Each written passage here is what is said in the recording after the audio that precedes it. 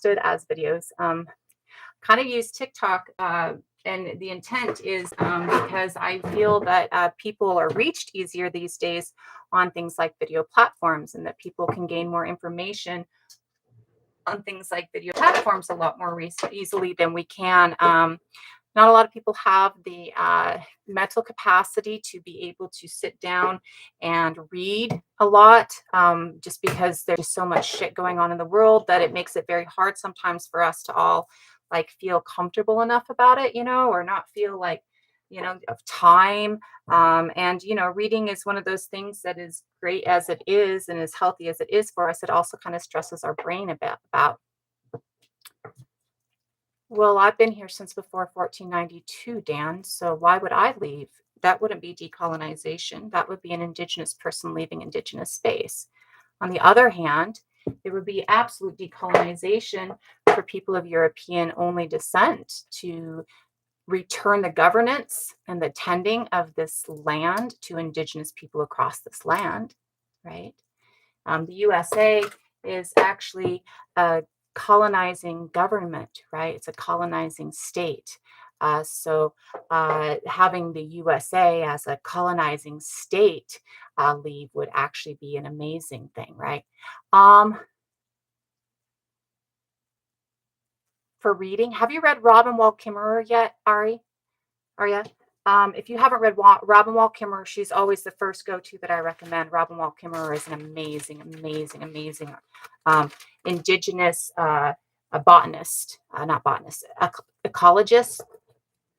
She does ecology and botany, and she's like one of the foremost experts on mosses in the world, and she's amazing. I haven't read Sand Talk. That sounds like it's probably actually pretty interesting. Braiding sweetgrass and gathering moss are two, yes, braiding, not branding with an I. Braiding sweetgrass and gathering moss are two of her works, and you can usually find them at your local library for free. And she, even if your local library has like a platform where you can like listen to books on, she actually reads the books. And you can actually get her off of YouTube. She's like reading the book off of YouTube too. So you can actually like find her on YouTube. You just can't pause it and go back to it as easily. But she is, I recommend her to everybody. And the reason that I recommend her to everybody is when you listen to Robin speak, it's very much like listening to an old storyteller. Like when I hear Robin speak, it very much seems to me like I'm listening to an old storyteller. I was very lucky as a child to be able to listen to elders tell stories and to tell histories and stuff.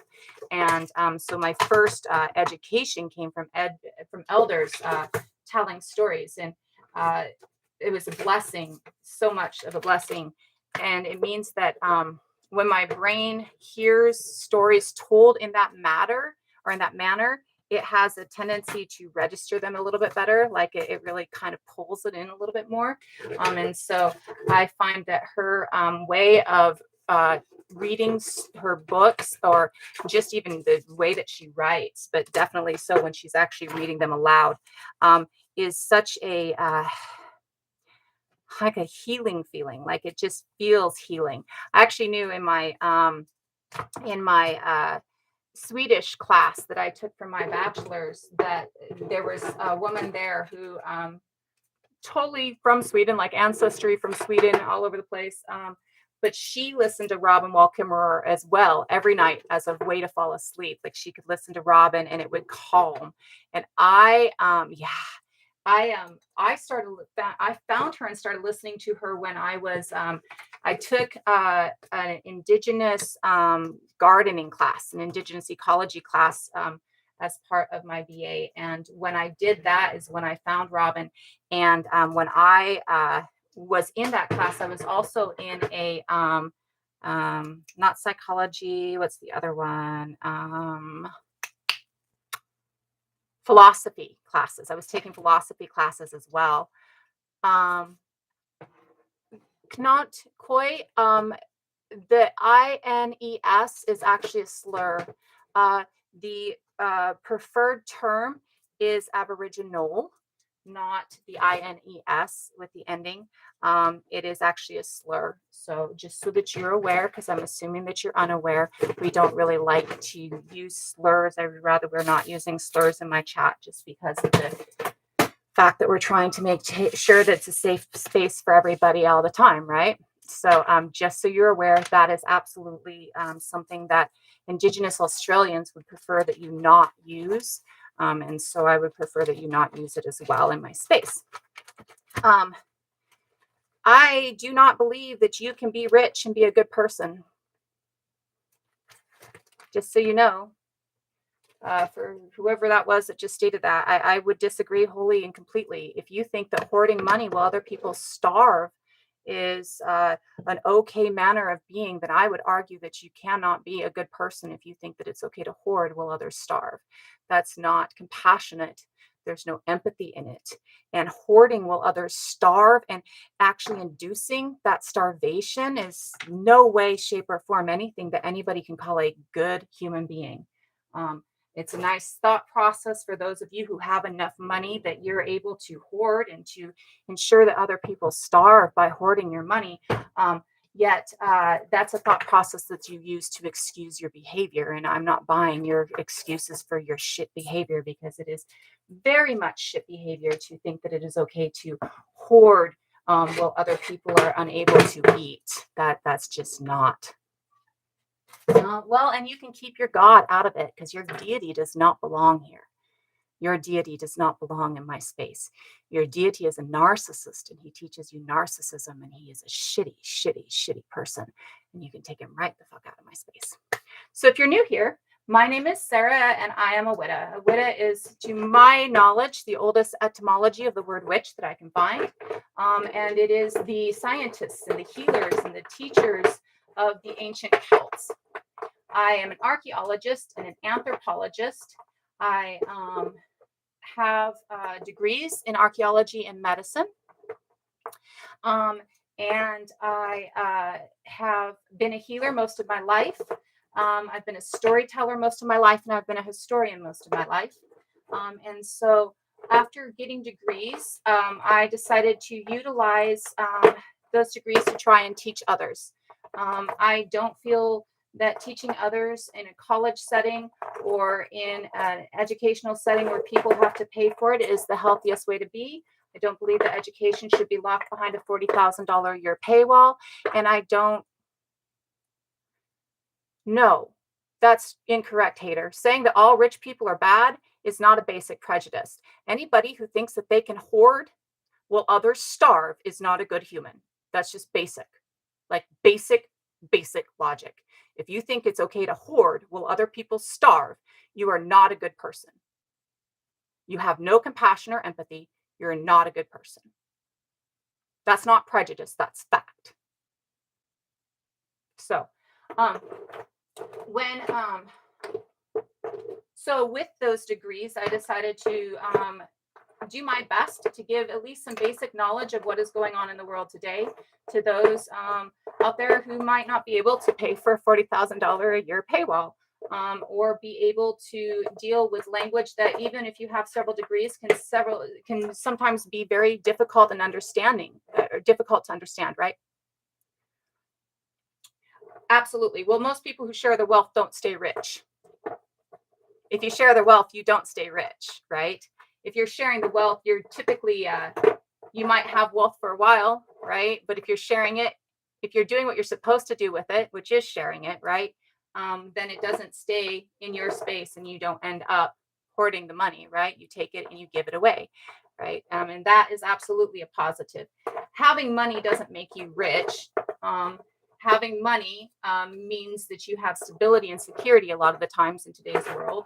And having money and using that money to ensure that other people have anything is absolutely a healthy thing, right?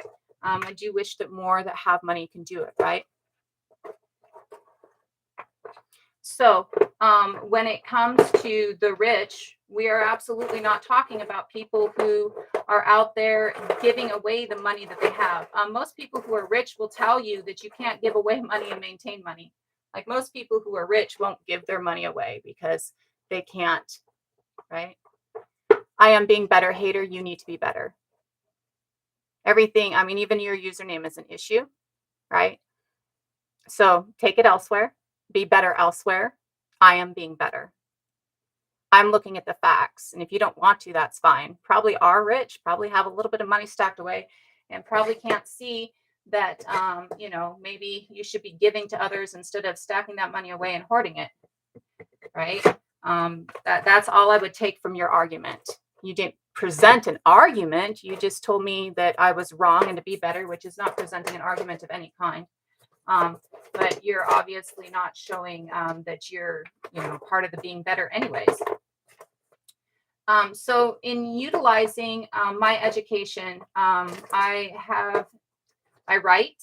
I also utilize things like TikTok and YouTube. I'm also over on YouTube to give that education to away for free. I want everybody to understand that I am not giving you a college degree level of education. I'm giving you the basics so that you can go and find more information, because I fully and honestly believe that the best way that we learn is through doing our own thought process and our own research.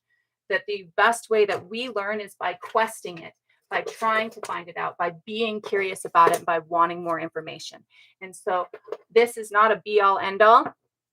You should absolutely understand that I do not know everything. I'm not trying to know everything. That would be a lot of effort and a lot of exhaustion to try and know everything. I am here not to be the final say in anything or the authority in anything. Yet instead, I am here to try and ensure that people have some knowledge that's actually out there that is not really given to a lot of people. And so that's what I'm here trying to do. Please do not take me as the authority on anything or anyone. Please understand that that is not who I am or trying to be. I am here simply to try and give you guys a basis of where to start and to give you the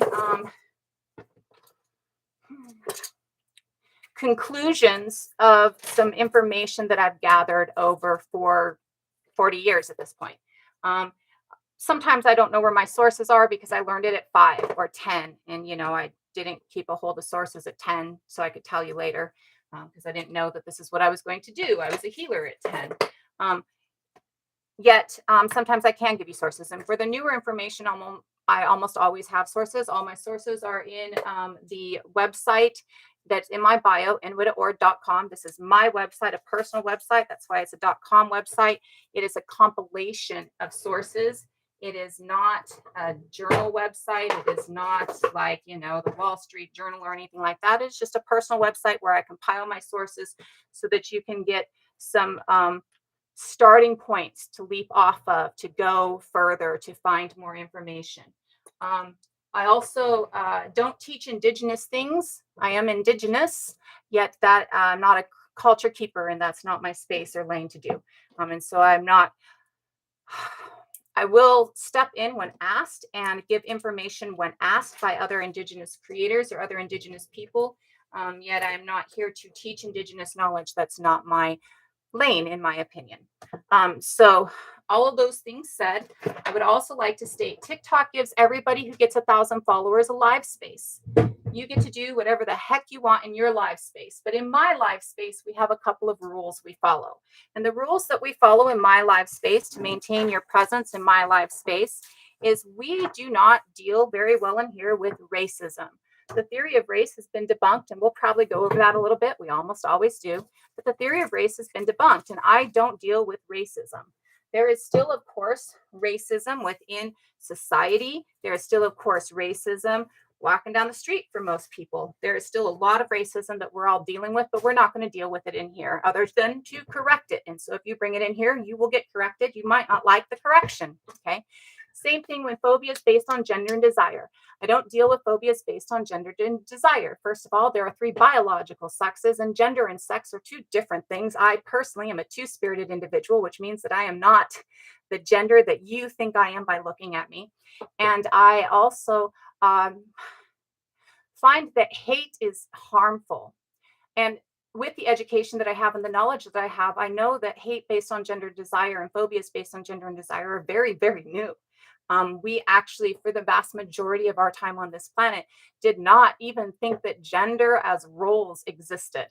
We didn't look at a woman and go, wow, she must stay home and take care of kids. In fact, throughout history and prehistory, we find that women are actually hunting as much as men are, and women are actually at war as much as men are. There is no thought process really of gender roles prior to a couple of hundred years ago.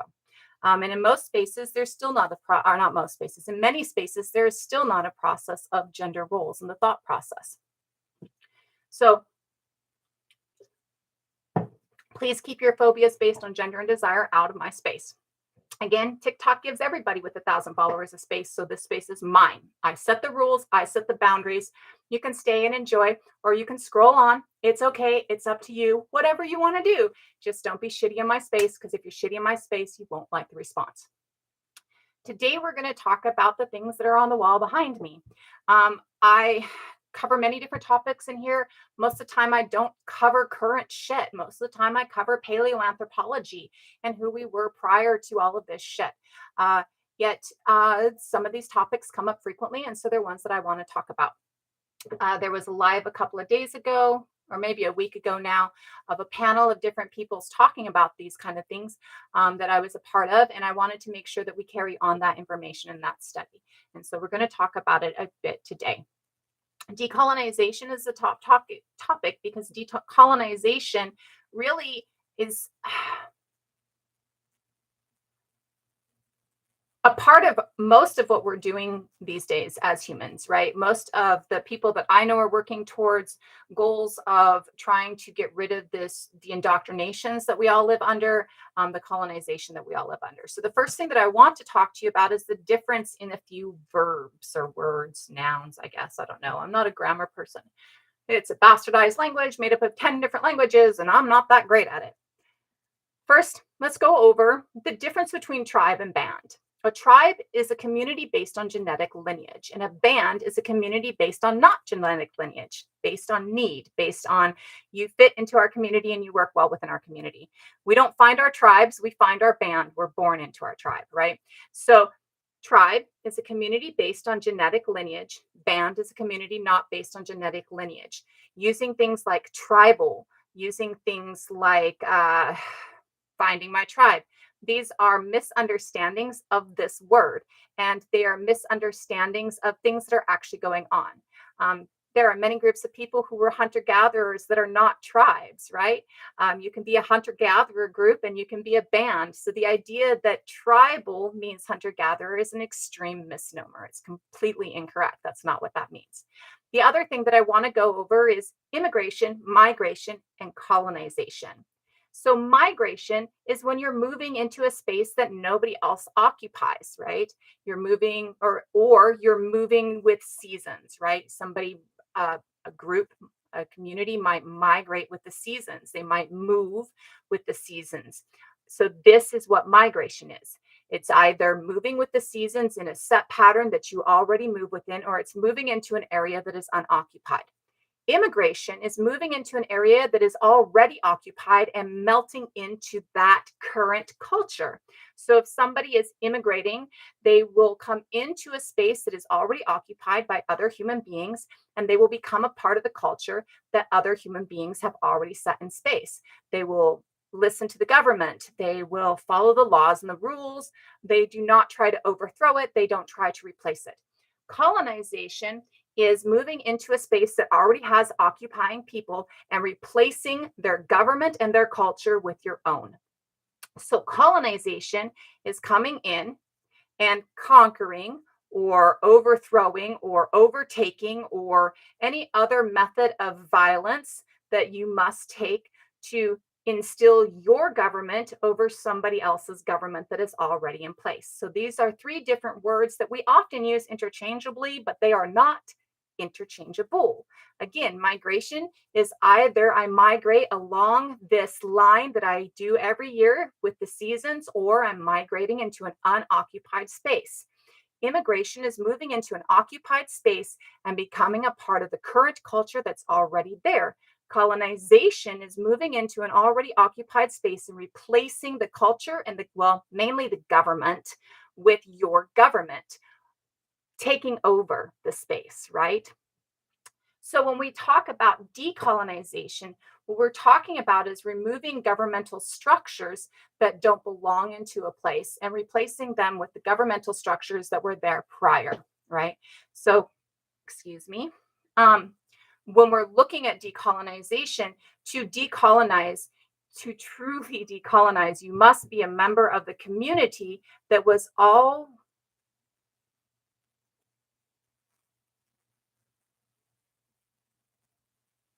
No, kid. Joseph, it's going on now. It's always on YouTube. I stream at the same time on YouTube, and so you can find any of the prior lives on YouTube if you would like to. The original colonizers were not the Beringians.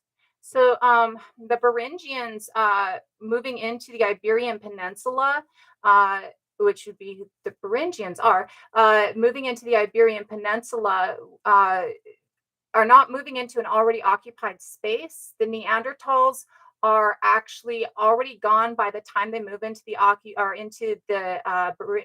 to the Iberian Peninsula. Beringian. Let me make sure I'm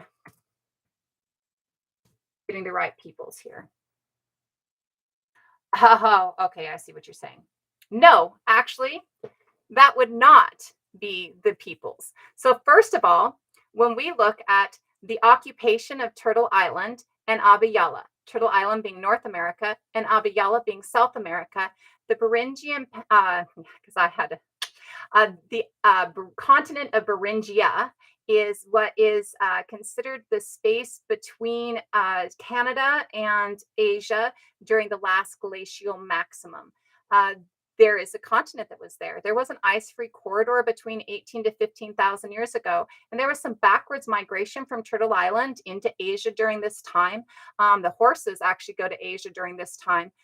Yet this is not the first people coming over, and they're not replacing their government, the government that's currently here. So the first peoples that make it to the Americas, the Western Hemisphere, are making it here at like 50 to 52,000 years ago is the current knowledge.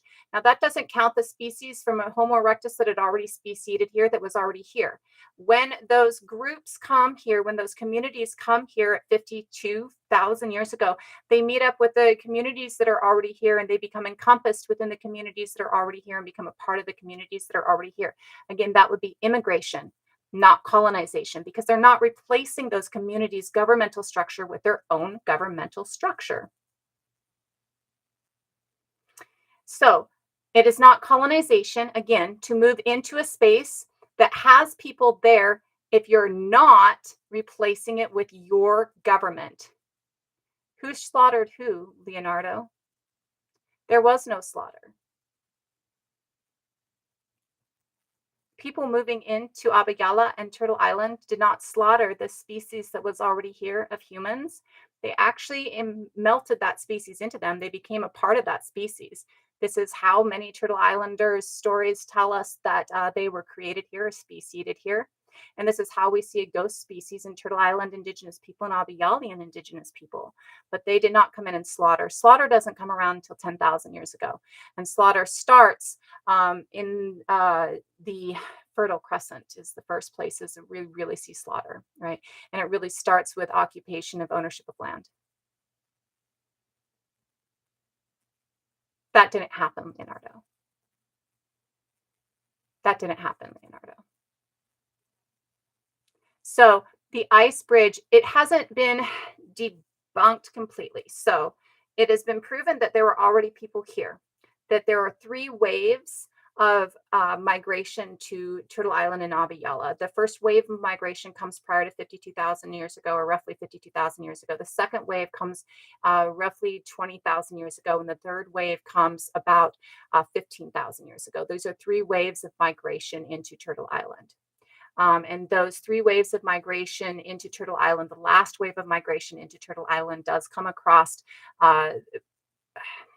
certain communities come across in that last wave of migration across the so Beringia is basically a continent at this time frame, and there's an ice-free corridor again between 18 and 15,000 years ago.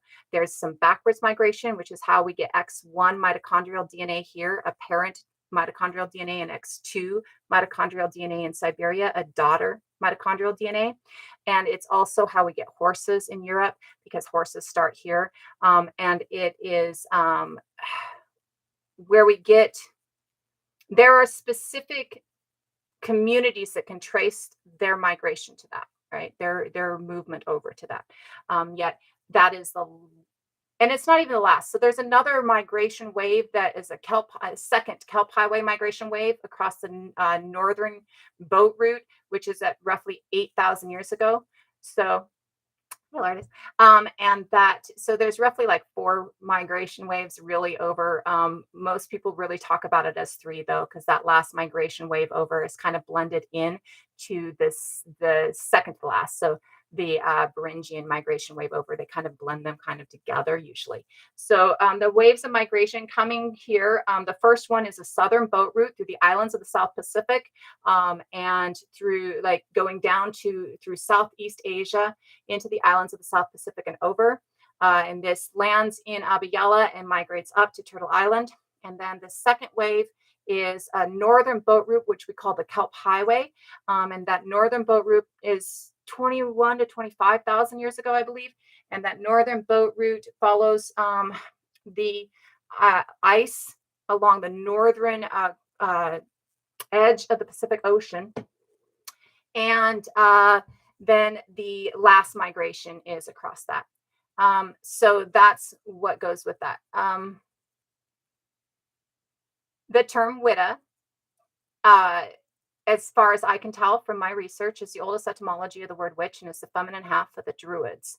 The Druids and the Widda are the scientists and the teachers and the doctors and the lawyers of the Celtic people. And so indigenous scientist is what I use for the term Widda, or how I use the term Widda. And my qualifications are several degrees. So, when we're looking at decolonization, back to what we're talking about, we need to understand that, well, we can all work on decolonizing our minds, and we all can work on decolonizing our thought process. To decolonize, to fully decolonize, is to remove the foreign occupying government from a space that you yourself have been occupying. So if you are not somebody who is indigenous to the space that is currently under colonization, the way that you decolonize is going to the local communities who are indigenous to those spaces that are currently under colonization and offering what skill sets you have and asking what they can do for what you can do for them, what you can do to help uplift their decolonization to overthrow. Left and right, same wing, or 2 wings on the same bird. I don't buy into either one of your governmental structures. They are both bullshit, right? So again, migration and immigration, first of all, I did state that it was more of immigration. We call them migration patterns over, but there is a difference between migrating into a space that's unoccupied and immigrating into a space that is already occupied. So these would technically be immigrations, right? Because there are already a species here. Yet when you envelop the species here within your community, or you are enveloped into that species community, then you become indigenous to that space, right? And so it is being a part of that community. Yes, I can give examples of decolonization one can do. So examples of decolonization one can do initially or for self are learning what indoctrinated thought processes you're dealing with. So many of us are dealing with indoctrinated thought processes. Really, every one of us, even if we didn't grow up in a Western culture, are dealing with indoctrinated thought processes. The indoctrinated thought processes that you can look into and try and understand, and then try and find more ancient thought processes, decolonized thought processes. So things like gender roles. Gender roles are a colonized thought process. They come through colonization, just like the idea of race is a colonial construct. Gender is a colonial construct, right? So if gender is a colonial construct and People are so cute. If gender is a colonial construct, then when you are working on decolonizing, you want to remove the indoctrination that goes along with the idea of gender, right? The idea that biological sex indicates what your gender is, the idea that genders have specific roles in society, i.e., it is a woman's role to raise children, it is a man's role to go to war. These things are colonial constructs. So to try and decolonize, you want to remove the indoctrinated thought processes that you're dealing with first. Again, this is that touching on the fact that unless you are a member of the colonized community, i.e., you are a member of an indigenous community that has been colonized, you yourself cannot completely decolonize. You can decolonize your thought processes. You can decolonize the way that you deal with things.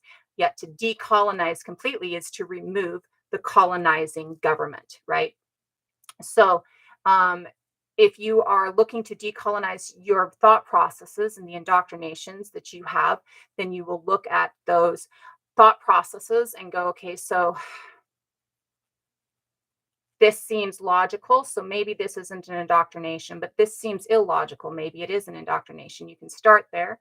Another thing you can do is study or look into different historical or prehistorical. I wouldn't go so much with historical thought, but prehistorical thought, which is something that you need archaeology, anthropology to look at, right? So you might find tattooing is a global thing, right? Actually, we're the only ones who will survive. And let me tell you, I was raised off grid and backwoods. I will survive everything and anything, and I will thrive through everything and anything, and you will not. You will be coming to me and asking, just, how it goes. Um, so, if you are looking to decolonize your thought processes and you start, say, with gender roles, and then you go and you look at the archaeology and the anthropology around gender roles within society, and you see that gender roles are a very recent construct, that there was not a thought process of gender roles prior to. Depending on which area you're in, gender roles go back to as far as 3,000 years. And in some areas, gender roles really aren't even there yet, right? So, the devil is a Christian God. Keep your gods out of my chat.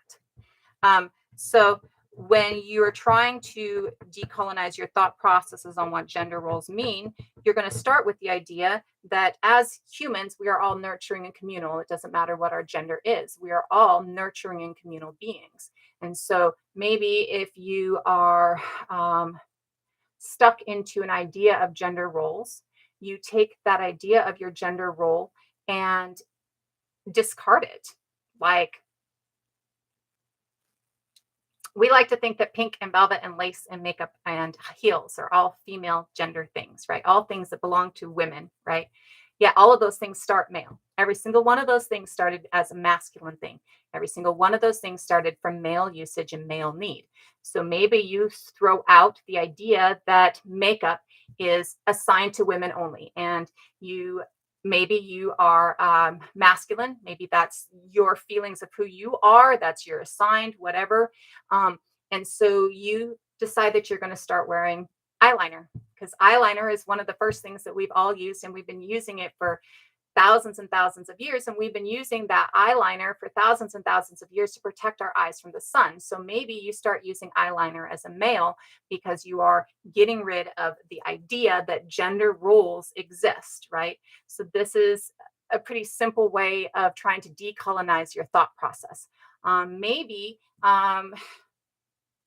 Maybe you start looking at the idea that it doesn't matter if you're masculine or feminine, you should be cleaning your house because we're all cleaning our house. We all live here. Maybe you start looking at the idea that it doesn't matter if you're masculine or feminine, you should be nurturing the children in your life. Doesn't matter if you provided the semen or the egg to have those children, you should be nurturing all the children in your life, right?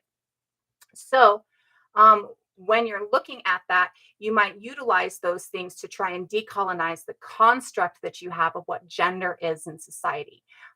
Understanding that women went to war as often as men did throughout the course of history and prehistory. Understanding that men are needed as much to nurture children as women are needed to nurture children, right? So when we're looking at those things, that's a kind of a way to decolonize the gender thought process. Again, it's not easy, and it's never going to be easy. To change is inevitable and human. It's one of the few things that is just innately human. Change is just part of us.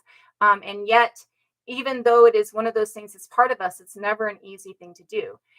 Some people call it like shadow work, right? Some people call it like investigating of self.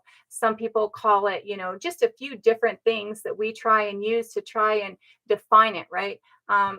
Yet it is looking at yourself and seeing what it is that you're doing that buys in, that perpetuates the buy in, right? And trying to change those things within yourself. It's about self discovery when it comes to decolonization of self. When it comes to actual decolonization, uh,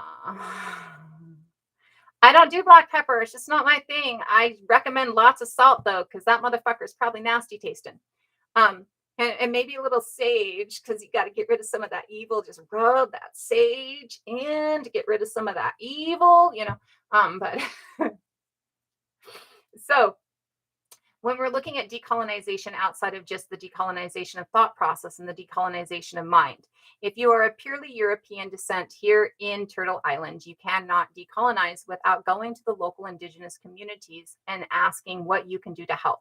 And this is an important thing to understand how to do. So I'm going to give people understanding of how to do it. Many people have that white savior complex and they think that they're going to go in because they have all the best ideas of what they can do to make sure that that indigenous community does what they think that the indigenous community needs to do to get ahead. That is your colonized, indoctrinated thought process. So if you are going to help an indigenous community to decolonize, to get rid of the indoctrination or the colonizing government that they're dealing with, you don't go in with ideas of what you think should be done. What you do is you go in with a resume, basically. This is my list of skill sets. What can I do to provide help for you? What is it with this list of skill sets that I have that I can do to help you to decolonize, to help you to do what you need to do to build better for your community, right? I state that you should go in with kind of a resume or a list because you should not be putting the labor on somebody else to figure out what you can do, right? If you're coming to me and you're like, hey, I want to help, how can I help? And I'm like, oh, well, I really need somebody who can edit videos, and you have no clue how to fucking edit videos. Well, I don't know because that's the help that I need, right?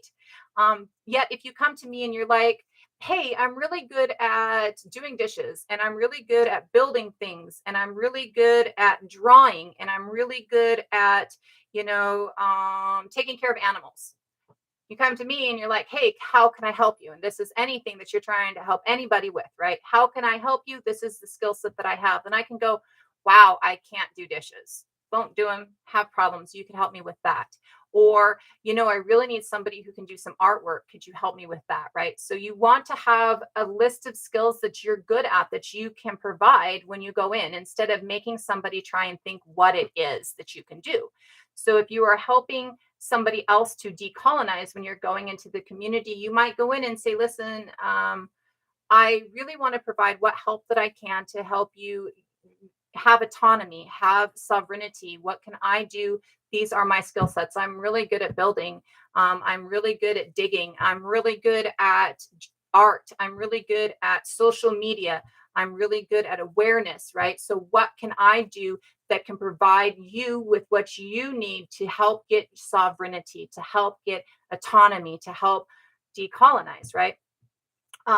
So again, you must understand that unless you are a member of an indigenous community that is currently under colonizer occupation, you cannot fully decolonize. You must be a member of a currently colonized community to fully decolonize.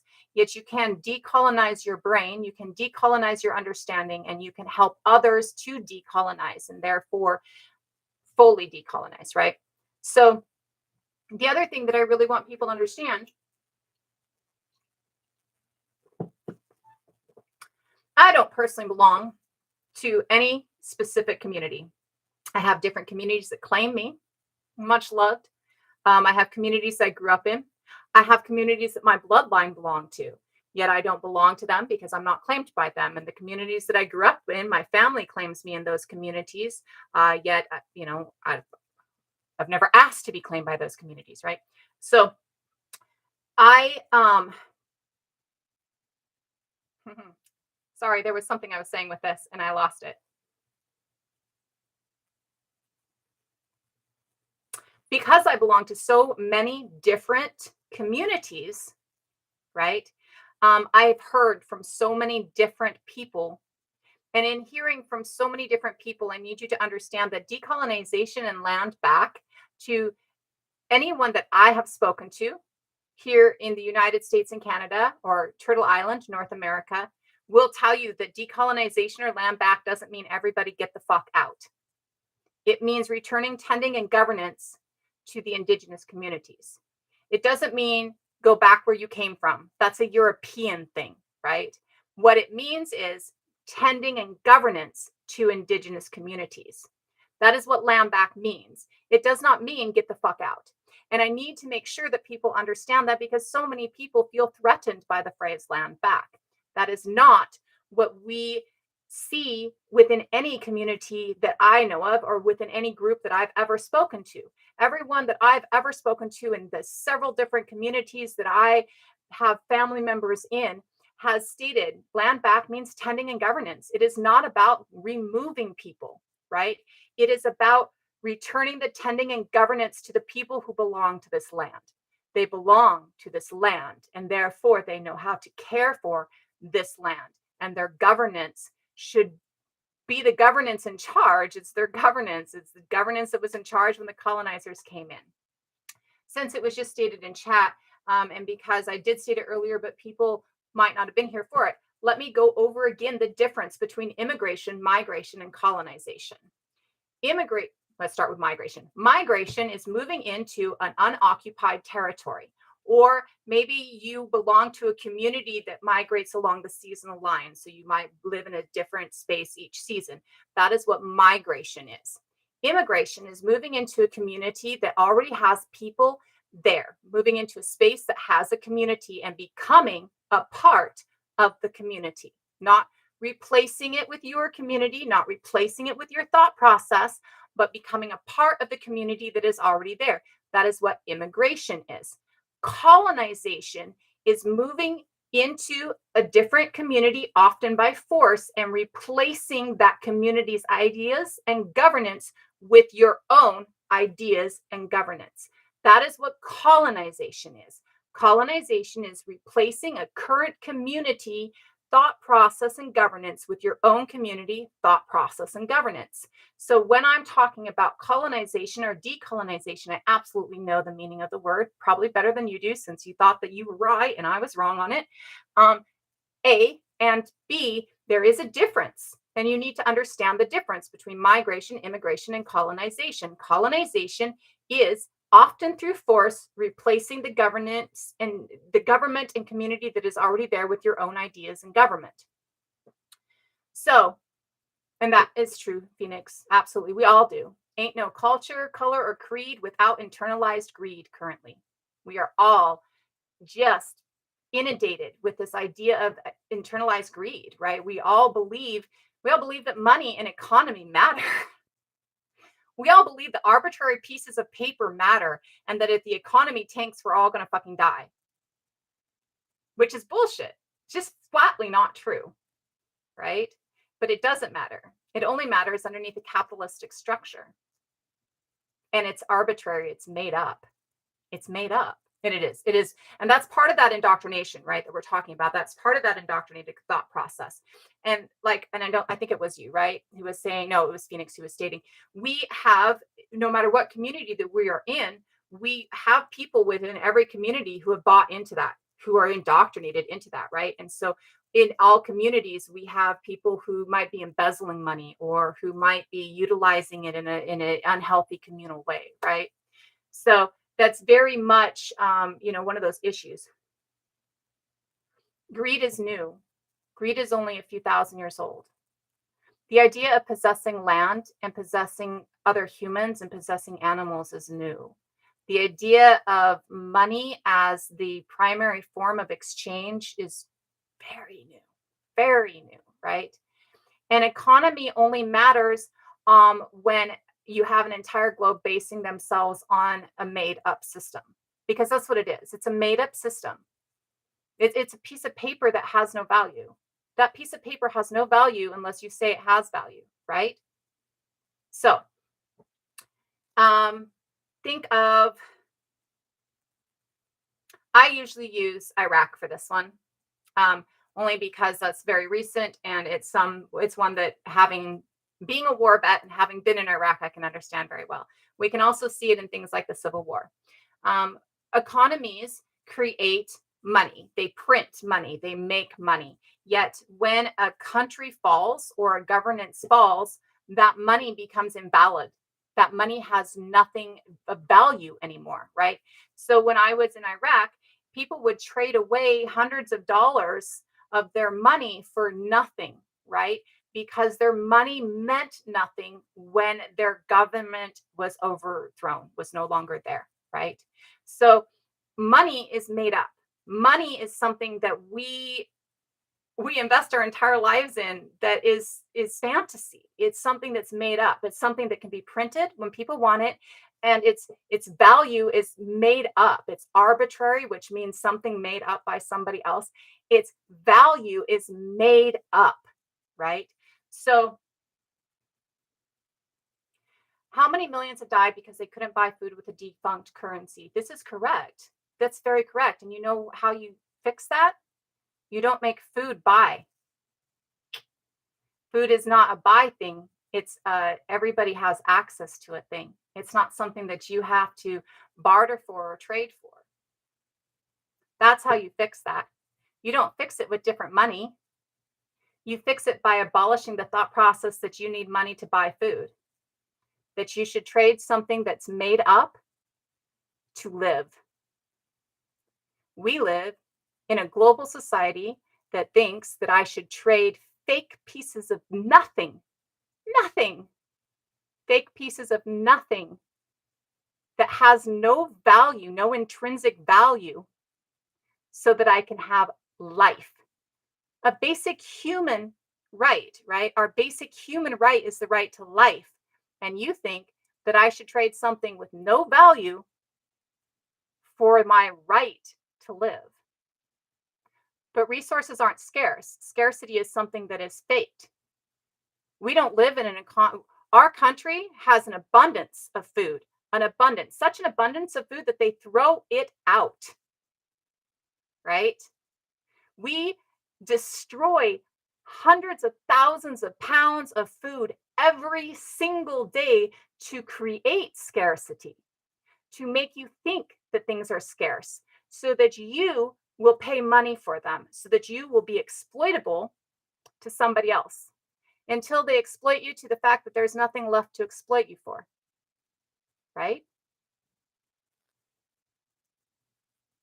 People go hungry in my country all the time. People go hungry. You've obviously never been to a reservation, mofo.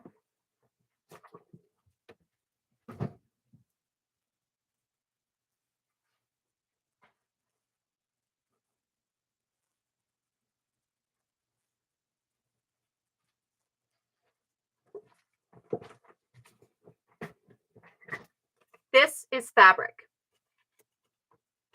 This paper, it's called paper, but what it is it's got fabric fibers in it. Okay, so this is fabric. This fabric is less valuable to me as a human being than this fabric is. Okay, this fabric keeps me warm. This fabric can disappear tomorrow. This fabric keeps me warm. This fabric's value is determined by somebody else. And their determination of its value tells you what you can and can't do, tells you whether you can live or not, tells you whether you have the right to be alive or not. This has more value because it covers my body and keeps me warm. This has no value. This value is made up, as evidenced by the fact that how much does a penny cost for you right now? Like, what will a penny get you today? Penny actually has actual things in it, metal, right? It's not a piece of paper. Penny has actual metal in it. What can you get for a penny today? Somebody decided that pennies were worthless, and because somebody decided that pennies were worthless, you can't get shit for a penny today. When I was little, you could get penny candy for a penny. Can't do that no more because somebody decided pennies were worthless. Something that's actually tangible and physical, something that has metals in it that actually have use, right? Copper has use. This has no use. This does nothing, right? Laws are just words. Laws are just words. Laws are just words. Everything is just words. And the laws that you have are just words that were put in place by a government to control what they can do to you. Yet you don't look at it like that. You look at it about what you can do to the government. But it's all just words. And all of those are just made up. Every word I'm saying is a word that somebody at some point made up, decided that that's what that word meant. Right? It's still legal to enslave people in the United States by the 13th Amendment. Laws are just words. Everything, right? And so if you base things more on stuff that's made up than on things that have a tangible value, which one of those is actually positive? You would rather put your you would rather invest all of your everything, all of your time, all of your energy, all of your thought into something that is made up than invest it in feeding your family. Invest it in helping others succeed. Invest it in making clothing. You would rather spend all of your time investing in something that's made up than in something that has a tangible reality. Money is intangible. It's arbitrary. It's made up. And if we can get rid of the idea that you need money to accomplish anything in this world, then we have always been healthier. Every system that we have of community prior to the idea of money, right? Every system of community that we have prior to the idea of money has less starvation, has elders taken care of, has less orphans, right? Because children are taken care of by the community. Every community that we have that doesn't use an arbitrary money value and instead uses reciprocity or bartering and doesn't put a price on the things that you need to live is actually healthier. Hey, everybody. I am saying we don't need money. 100%. And that again is part of that indoctrination, right? That again is part of that indoctrination. You believe that we need money because you've been told that you need money, because you've been told that capitalism is a healthy way to be. And yet capitalism is actually really bad and has been really bad since its start. It's actually one of the worst forms of governance because it really places this idea that you are supposed to be exploitable, that you should be exploitable to everybody.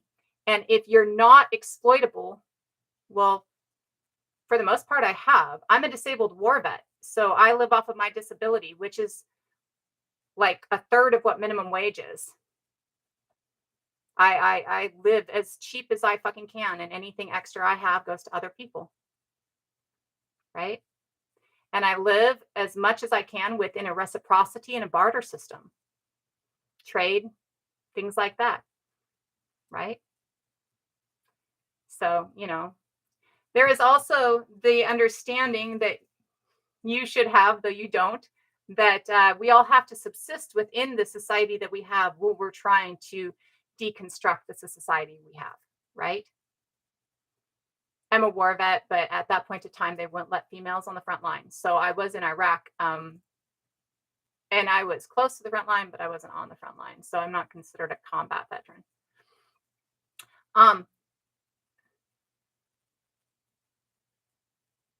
The Amish use money. Obviously, you don't know what the fuck you're talking about. And that is the thing. Until the system changes, we all have to utilize these things. People, when we went to Standing Rock, people were like, "You're driving to Standing Rock in a car." Yes, because it's the only way to get there currently, right? Because that is what we have to utilize to change, right? My hair isn't short.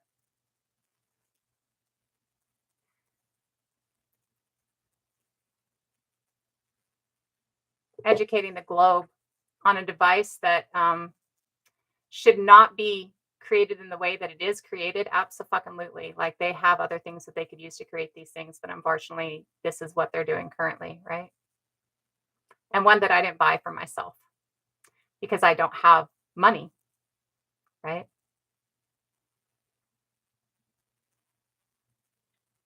White guy, everything is toxic about you. So that is another one of those things that we look at when we're looking at indoctrination. When we look at the idea that we all believe, or very many of us believe, that we must have a,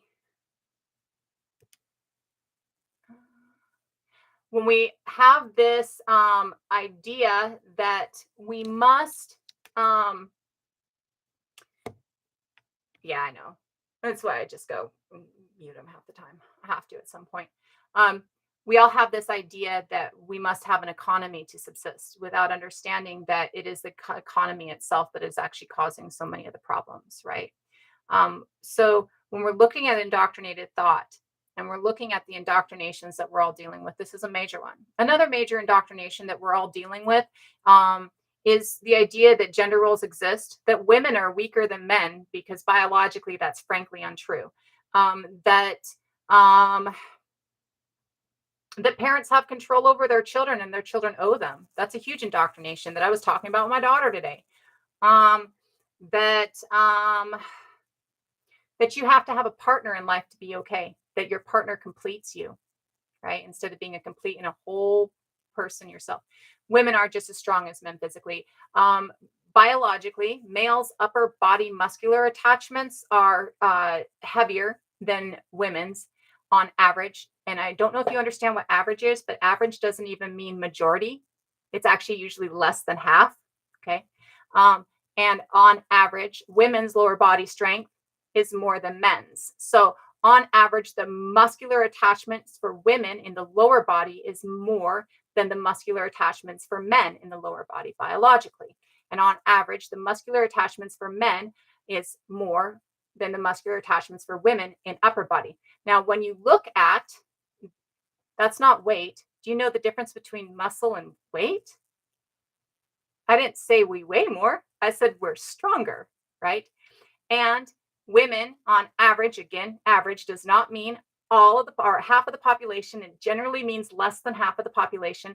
On average, women can endure more than men, and can go through more physical damage than men before they are no longer capable, right?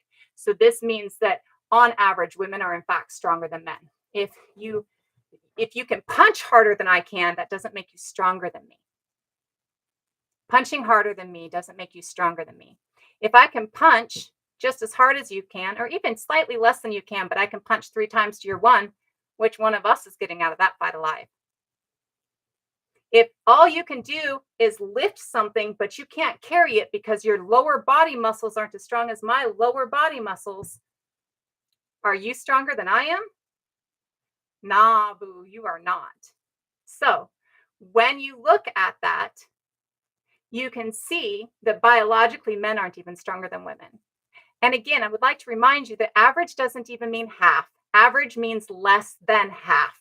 Sometimes averages aren't even like a number in the thing. So how you get an average is you add up all of the things and then you divide them by the number of things. So if you have 100 numbers, you add all those 100 numbers up and you divide them by 100. Sometimes you'll end up with numbers that aren't even in the original 100. So average doesn't mean what you think it means, right?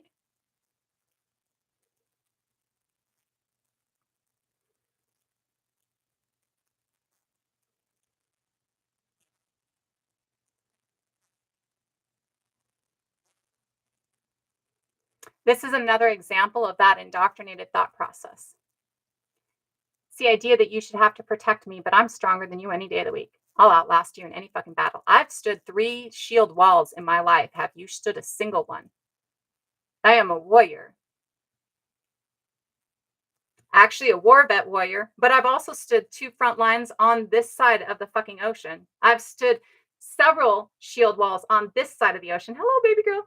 Several shield walls on this side of the ocean, and have been in 2 major actions on this side of the ocean here within the United States. I'm stronger than you any day of the week. I can take you out any day of the week. So don't think that you can do shit to me. You're nothing more than a talking mouth. And if you met me in the streets, I'd take you down the moment you stepped. So when we are looking at the indoctrinated thought processes, this is another one of those major indoctrinated thought processes, that women are weaker than men, that men are meant to provide and protect, and women are meant to nurture, and they're not. We are all meant to nurture. We are all meant to take care of children. We are all meant to ensure the growth of children. That's biological. We are all needed to ensure a child grows from neonate to adult, from newborn to an adult, all of us as a community. And therefore, the idea that it's only women is false biologically. And I've talked about it several times in my life. It is definitely something that can be proven biologically, right? And so when we're looking at these things, this is some of those indoctrinated thoughts that you can start with when you're working on decolonizing your mind, when you're working on changing the way that you see the world, because that is what decolonization of the brain, decolonization of the mind, decolonization of the life ways that we have is. It's realizing what is indoctrinated, colonized thought processes and working on changing them, broadening your mind, working on finding a better way to live, right? So when we're looking at that, thank you. When we're looking at that, those are just a couple of ideas. Again, the idea that money matters is an indoctrinated thought process. The idea that gender roles exist is an indoctrinated thought process. The idea that women are weak is an indoctrinated thought process. The idea that food is scarce is an indoctrinated thought process. The idea that you have to pay for the right to life is an indoctrinated thought process, right? All of these are indoctrinated thought processes. Decolonization and evolution don't have anything to do with each other.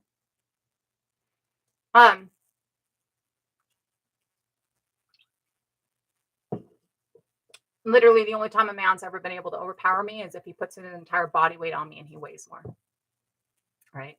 That's literally it. If you weigh twice as much as I do and you throw yourself on my body, you can probably pin me down, but that doesn't mean that you're stronger than I am. It just means that you weigh more than I do, right? So when we're looking at these indoctrinations and we're trying to get rid of these indoctrinations, we take a look through these indoctrinations and for me, and this is for me. And again, I like to tell people, just because something works for me doesn't mean it works that way for you. I visualize things, maybe you feel things, right? So for me, the best way to find the indoctrinated pre-colonized thought processes is to look to prehistory, to look to archaeology and anthropology, to look to indigenous peoples across the globe who have not been colonized. For me, that's not the exception. I'm not the exception. Do you know who our greatest warrior was in Scandinavia? Our greatest Viking warrior ever? BJ 581 is a grave in Björkö in Sweden, in Lake Mälaren. BJ 581 was excavated in 1888, and it is the greatest warrior find that we've ever had. It is the only Scandinavian grave that we have that has a complete armory and has 2 horses. It is literally, and a complete taffel set. It is literally the greatest warrior we've ever had, and it was a woman. The Scythians were the Amazons. There are so many different examples of women at war and leadership positions throughout prehistory, right? That we have ignored because of your indoctrination and your thought process that men must be better. And that thought process that men must be better is like the thought process of being an alpha male. You're an alpha male because you're a beta and because you have to control other people to make yourself feel like you're okay. Because you know that you're the weak one in the situation. And if you can't control other people, you feel weak. Right? So take your gender roles that way. So when we are looking at those things, I personally look to prehistory. I personally look into archaeology and anthropology, and then I personally look at indigenous communities that are currently still alive and currently still practicing, and use those to gauge what indoctrination thought processes and what colonized thought processes are. Do you know an alpha male out there that actually does what an alpha male is supposed to do? First of all, do you know that alpha males don't exist in the wild?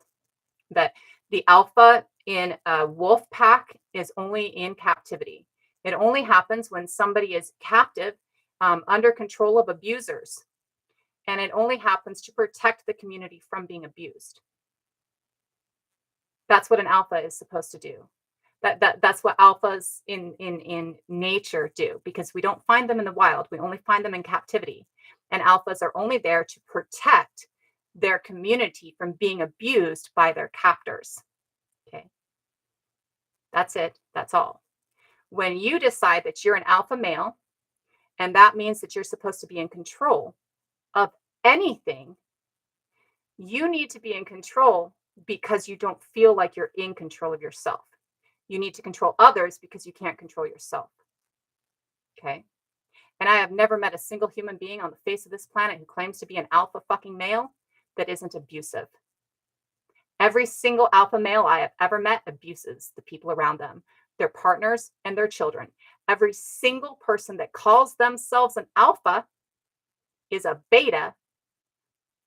It's just like when you hear somebody talk about they're the most intelligent person in any room, they're the stupidest person in any room. When people scream loudly that they're something, it's to hide the fact that they're not that something. If they can scream it loud enough to you, you might not see the truth. The person who screams, "I never lie," lies all the time. The person who says they're the most intelligent is not. The person who says they're the strongest is not. Right? We as humanity scream things loudly so we can hide the truth. Right?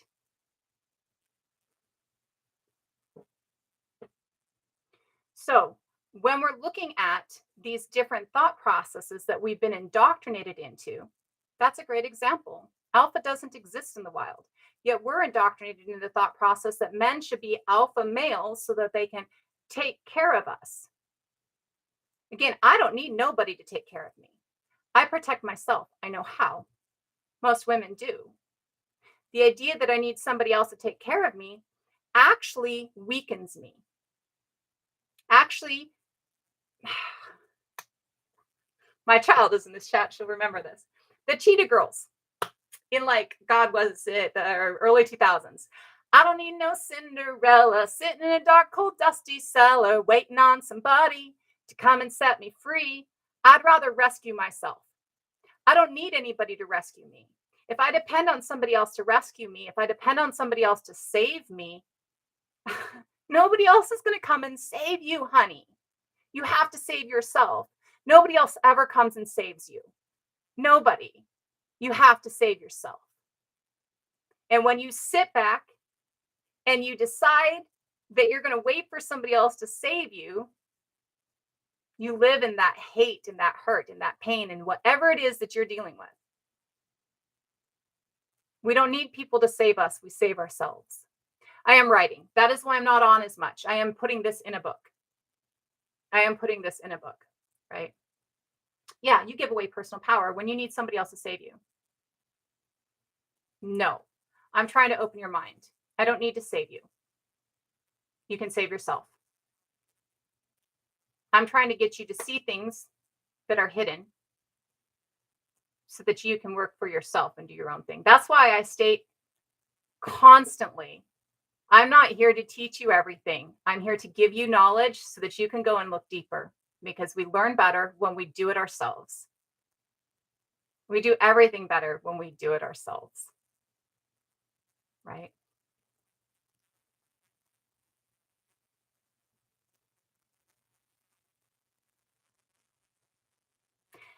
Okay, by calling them betas, you're supporting their flawed and toxic argument about social structure. You probably are correct within there. What I meant within stating beta is when you have that social construct of what society is, that states that there are alphas and there are betas and there are omegas and there are people that are meant to lead and there are people who are meant to follow, that those who live within that construct and claim to be leaders within that construct are not leaders. They are people who are actually those who should be following, but they are trying to hide that fact. So you are correct that using the word beta, which I use because I'm talking directly to people who have that construct, right? And if I'm trying to get you to understand, I need to use the terminology that you understand. When I'm trying to get somebody to understand a construct or a thought process, or that they have a construct or a thought process, using the terminology that they would use within that construct or that thought process, it makes it easier for them to grasp. So, yes, using the terminology beta, if I was not talking to directly to people who consider themselves alpha or directly about people who consider themselves alpha, is absolutely a part of that, right? You don't have to listen to me. Like everybody else here on TikTok, I'm just talking. I'm trying to give away education. I'm trying to give it away for free. If you don't want it, you don't have to. Why should people listen to me?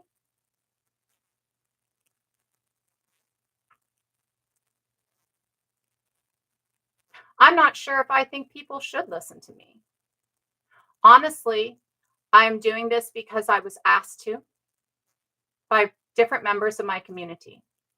And I am doing this because there are a lot of people out there who are looking for something, who have stated to me that they're looking for something, or have stated to others who have stated to me that they are looking for something.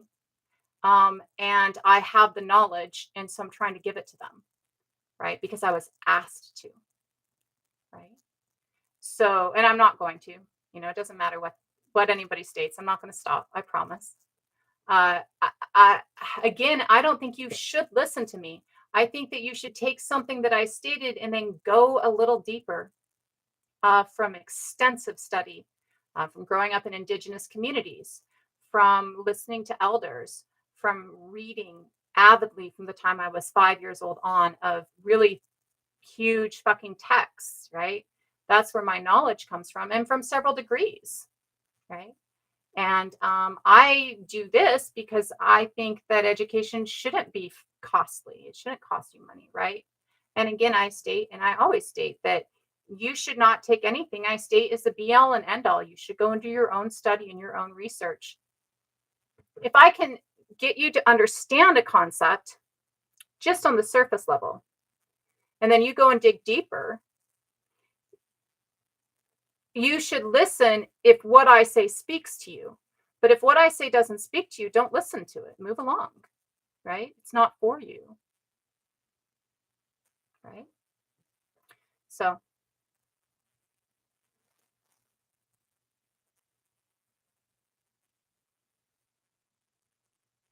yeah, do you go to the library frequently?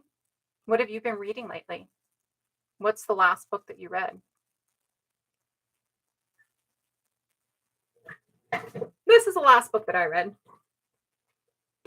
Ancient Ink, The Archaeology of Tattooing.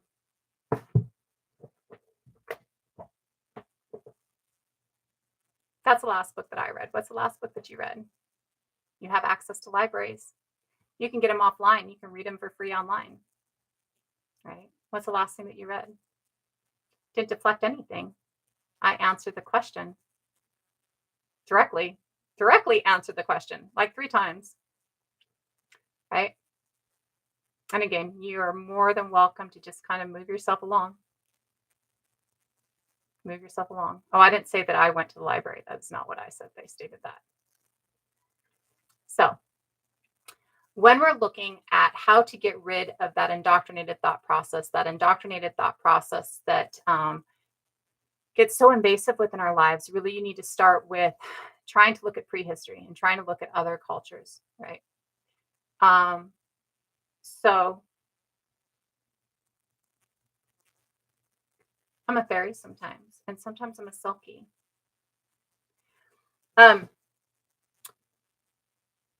The easiest way that I have found is by broadening your mind, right? If you live in the same thought process in the same box, if you never step outside the box that you were raised in, your mind never broadens, right? You don't gain more knowledge, you don't gain more understanding. You just double down on whatever it is that you were taught, right? And if you just double down on whatever it is that you were taught, are you truly learning anything? So, biologically, as a species, we are nurturing and communal and curious. That's why we're scientists, right? And we have been scientists since Homo erectus. Homo erectus is the first of us that had science. So, biologically, being nurturing, communal, and scientists, curious. When you block that curiosity within yourself, right, you end up a lot of times with mental health problems, just like when you block the community and the nurture within yourself, you end up with mental health problems. You also end up really, your thinking becomes inbred, right? Your thought process becomes so inbred. And when things become inbred, they mutate. This is where we get mutations from, is from, well, one of the spaces that we get mutations from is from inbreeding, right? And you can inbreed your brain, right? If the only thing that you're ever doing is learning from one source and regurgitating that one source, right? You are becoming inbred in your thought process, which creates issues within your thought process, right? So if you are able to broaden your mind, read another source, go to another space, study a different faith, study a different country, learn from a different people, learn a different branch of science, learn a different branch of education. If you're able to collect something new and create a spark of new knowledge in your mind, you broaden the pathways of your mind. You become more intelligent. Like scientifically, the more you know, the more intelligent you become. If you live in another country for a couple of years, you become more intelligent because you learn another space. And when you're learning another space, you become more intelligent. When you learn another language, you become more intelligent. It broadens the way that your mind looks at things and understands things, right? So when I didn't conflate knowledge and intelligence, I stated that when you have more knowledge, your brain as a muscle, actually, I didn't go this in depth. So let me go a little bit in depth. When you have more knowledge, the muscle that is in your brain gets worked more, and anything that gets worked more becomes stronger. We know this when we talk about things like muscles, like bodybuilding, right? That the more you work that muscle, the stronger it becomes. That's why we tell people they should walk a lot, or they should work out, or they should do other things, because the more you work a muscle, the stronger it becomes. Your brain is a muscle, and the more you work your brain, the stronger your brain gets, the more intelligent you become. Okay? Because you worked the muscle of your brain. Okay? Which is actually scientific fact, just stating, like, and common knowledge of scientific fact that the more you work your brain. It's actually common knowledge, scientific fact that if you knew that if you learn a new language, that it actually broadens the understanding of the world that you have and changes your perspective of the world that you have, because of the fact that the new language itself gives you new understandings of how things work. The Swedes, we cross our fingers. The Swedes holding their thumbs, right? Why do they hold their thumbs? Why did we cross our fingers? When you start looking at things like why do we cross our fingers and why do the Swedes hold their thumbs, that gives us new understandings of different thought processes. And new understandings of different thought processes is part of what creates more neural pathways in our brain. Right? And that's actually like why they think we're so intelligent. So part of the reason that they believe that humans are more intelligent than other animals, which I would disagree with, I don't think that we're the most intelligent. But part of the reason that they believe that is because of the fact that we have 5 life stages from neonate to adult. And during those 5 life stages from neonate to adult, all of them are periods of time that your brain is developing. So from the moment that you pop out of the womb to the moment that you enter toddlerhood is a period of brain development. And because we have an extended period of brain development, that is why they believe that we have more intelligence, because during these extended periods of development, it does create neuroplasticity. That's actually the scientific word that is used for this specific thing. It creates a more malleable brain, which is what that neuroplasticity is. It's the ability of your brain to adapt. And because we have these extended periods of time from neonate to toddler, from toddler to adolescent, and etc., those extended periods of time create more neural pathways within our brains, create more understanding within our brains, and is why they believe that human Homo sapien is more intelligent. It's not our larger brains, it's the shape of our brains, and it is the life stages and the stages of brain growth.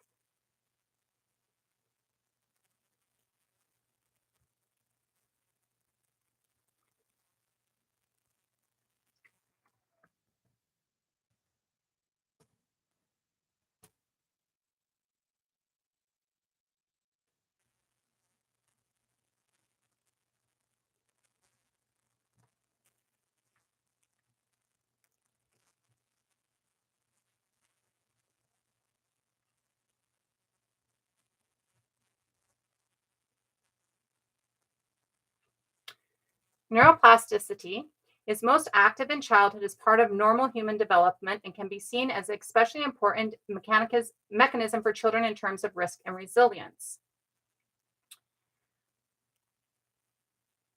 Many examples of neuroplasticity in human development. Musical training affects neuroplasticity.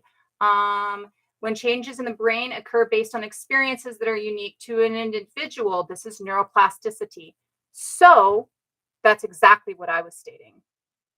You don't know what you think you're talking about, not me.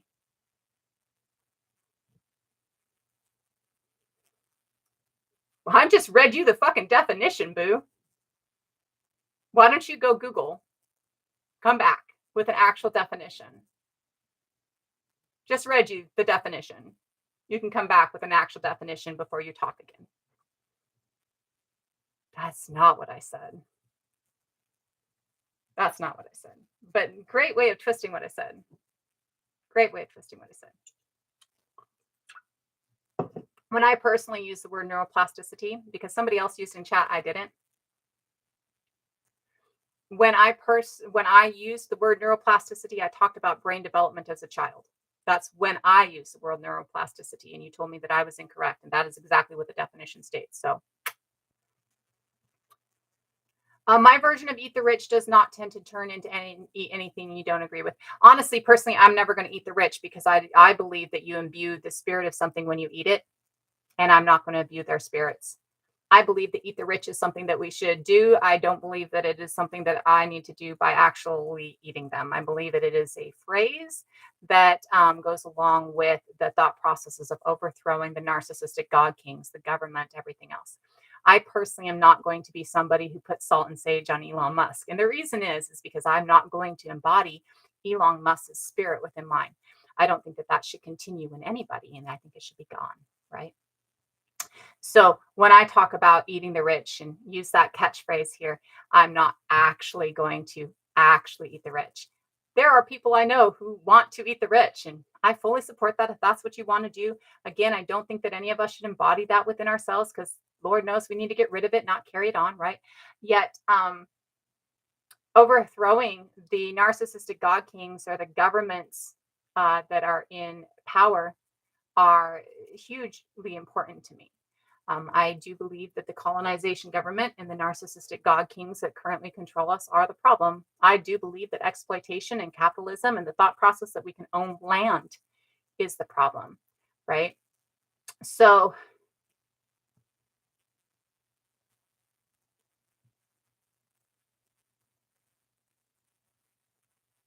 I was talking brain development, and I was specifying I was talking brain development. Y'all like to pop off with shit you didn't actually listen to. It's weird. Hey, storyteller. They say now that our brains don't fully close until the age of 25, and that we don't actually, until our brains fully close at the age of 25, we're not actually hardwired. There are certain things that hardwire younger, like we should learn languages before the age of 5. They've been saying that for a long time. There are certain things that once we pass that development stage, it's a little bit harder for us to understand. It doesn't mean that we can't, right? Like other animals can't learn something new after their brain fully develops, right? After they're so the only other animal with the closest length of time. So we're 25 years from neonate to adult. We have 5 life stages from neonate to adult. This is why they believe that we have neuroplasticity, which is the actual word that they use in science about this, right? Is neuroplasticity. They believe that we have that neuroplasticity because of the fact that we have 5 life stages from neonate to adult. We are the only ones that have 5 life stages from neonate to adult. The closest were Neanderthals that have 4 life stages from neonate to adult. During those 5 life stages, it is the fact that we have these extended periods of brain development that actually make us more intelligent is their thought process currently, right? And these extended periods of brain development that give us the level of intelligence that we have has to do with the firing of the neurons, has to do with neuroplasticity, all sorts of things that aren't my field. So it's, I mean, like they're a part of my field, but they're not my focus. So I don't understand them fully. I just understand what I'm taught about them. Um, the closest to us is elephants, and they only have 5 years from neonate to adult. Now, once you've ended a period of brain development, it doesn't mean that you can't still develop those things. Like the language development time frame is like from birth to like 5, right? And that's the time frame that our brain picks up languages the best, right? Yet I learned Swedish in my 30s, 40s, in my 40s. I learned Aramaic and Hebrew at 7, right? And I learned Hebrew and Aramaic at 7. I learned Lakota as a child, and then again a little bit as an adult. I learned German as an adult, and I learned Swedish as an adult. Now, all of those things are language that I learned past the standard brain development age of language. So when the brain development for language ends at the age of 5, that ideal period of language development in children ends, it doesn't mean that we are hardwired and we can no longer learn language. It just means it becomes a little bit harder because we've exited that ideal period of time for language development. Speaking first words doesn't necessarily mean they haven't learned a language, though, Queen. Just stating I had one child who spoke later, and it didn't mean that he didn't know all the words. It just meant that he didn't speak the words. And that was because he was that kind of child that has to be perfect at what he does. And so if he couldn't speak them perfectly, he didn't want to say them. And so we do see that there are people that might speak a little bit language or speak a little bit later. It does not mean that they haven't learned the words and the language already. It just means that they don't speak them. Now, that doesn't mean that that's everybody. Like there might be people that just don't have the capacity in that age level or at that time to learn. That might be true, right? You might get somebody whose developmental periods are slightly delayed, and so where their brain development period for most people might be for language between neonate and 5, their brain development is a little bit delayed. So their personal language brain development might be between the ages of 2 and 8, because that's when their brain meets that development stage, right? So you can absolutely see that some people will learn some language later just because of the way that their brain develops, yet it is still they're still in that developmental period, the same developmental period of language learning. It's just that their developmental period of language learning is going to be starting at a later date. Like a 4-month-old isn't really in the language period developmental state, right? You don't really enter that probably until you're about between 6 months and a year, right? So maybe if you have a brain that develops a little bit later, instead of entering that in 6 months, you enter it at 2 years, right? Because your brain development is delayed, right? If it is having to do with not learning the language during the brain development point for language. Though, as I was stating, I know a lot of people who spoke later, yet it wasn't that they didn't learn the language and understand the language. It's just that they didn't want to verbalize the language for a variety of reasons. I've known people that don't want to verbalize the language like my child because of the fact that they're perfectionists and they can't speak it completely correctly. And so they don't want to fucking speak it at all. That was the same thing with him with reading. Whereas I know people that don't speak it until later because it's not about not being able to be perfect at it. It's the ability of their mouth to work the words later on, or people who have the understanding, but they don't want to speak. Like it's just I don't want to communicate, right? There are a few different reasons behind that. Hello, Nicole. So it's absolutely something that, it just depends on the timeline and people. Thank you. Thank you. I adore all of you, and I really appreciate that, Annie. It's very. I mean, you can see how trolly it gets in here. So sometimes the trolley gets a little. It doesn't get to a point where I'm like, "That's it, I'm done." I do get overwhelmed, and I do get. If you're new, you don't know, but I'm kind of agoraphobic these days, right? This is very much maybe if I can get people to not treat people so shitty, I can leave my house safely. Um, so it does get not over. Well, yeah, sensory overload, intake overload sometimes. And so that does help a lot. And I really, really appreciate that. When we're looking at, I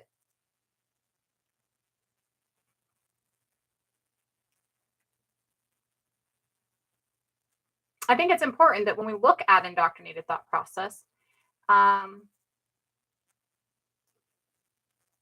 they didn't match my opinion. They just said, thank you. That was all.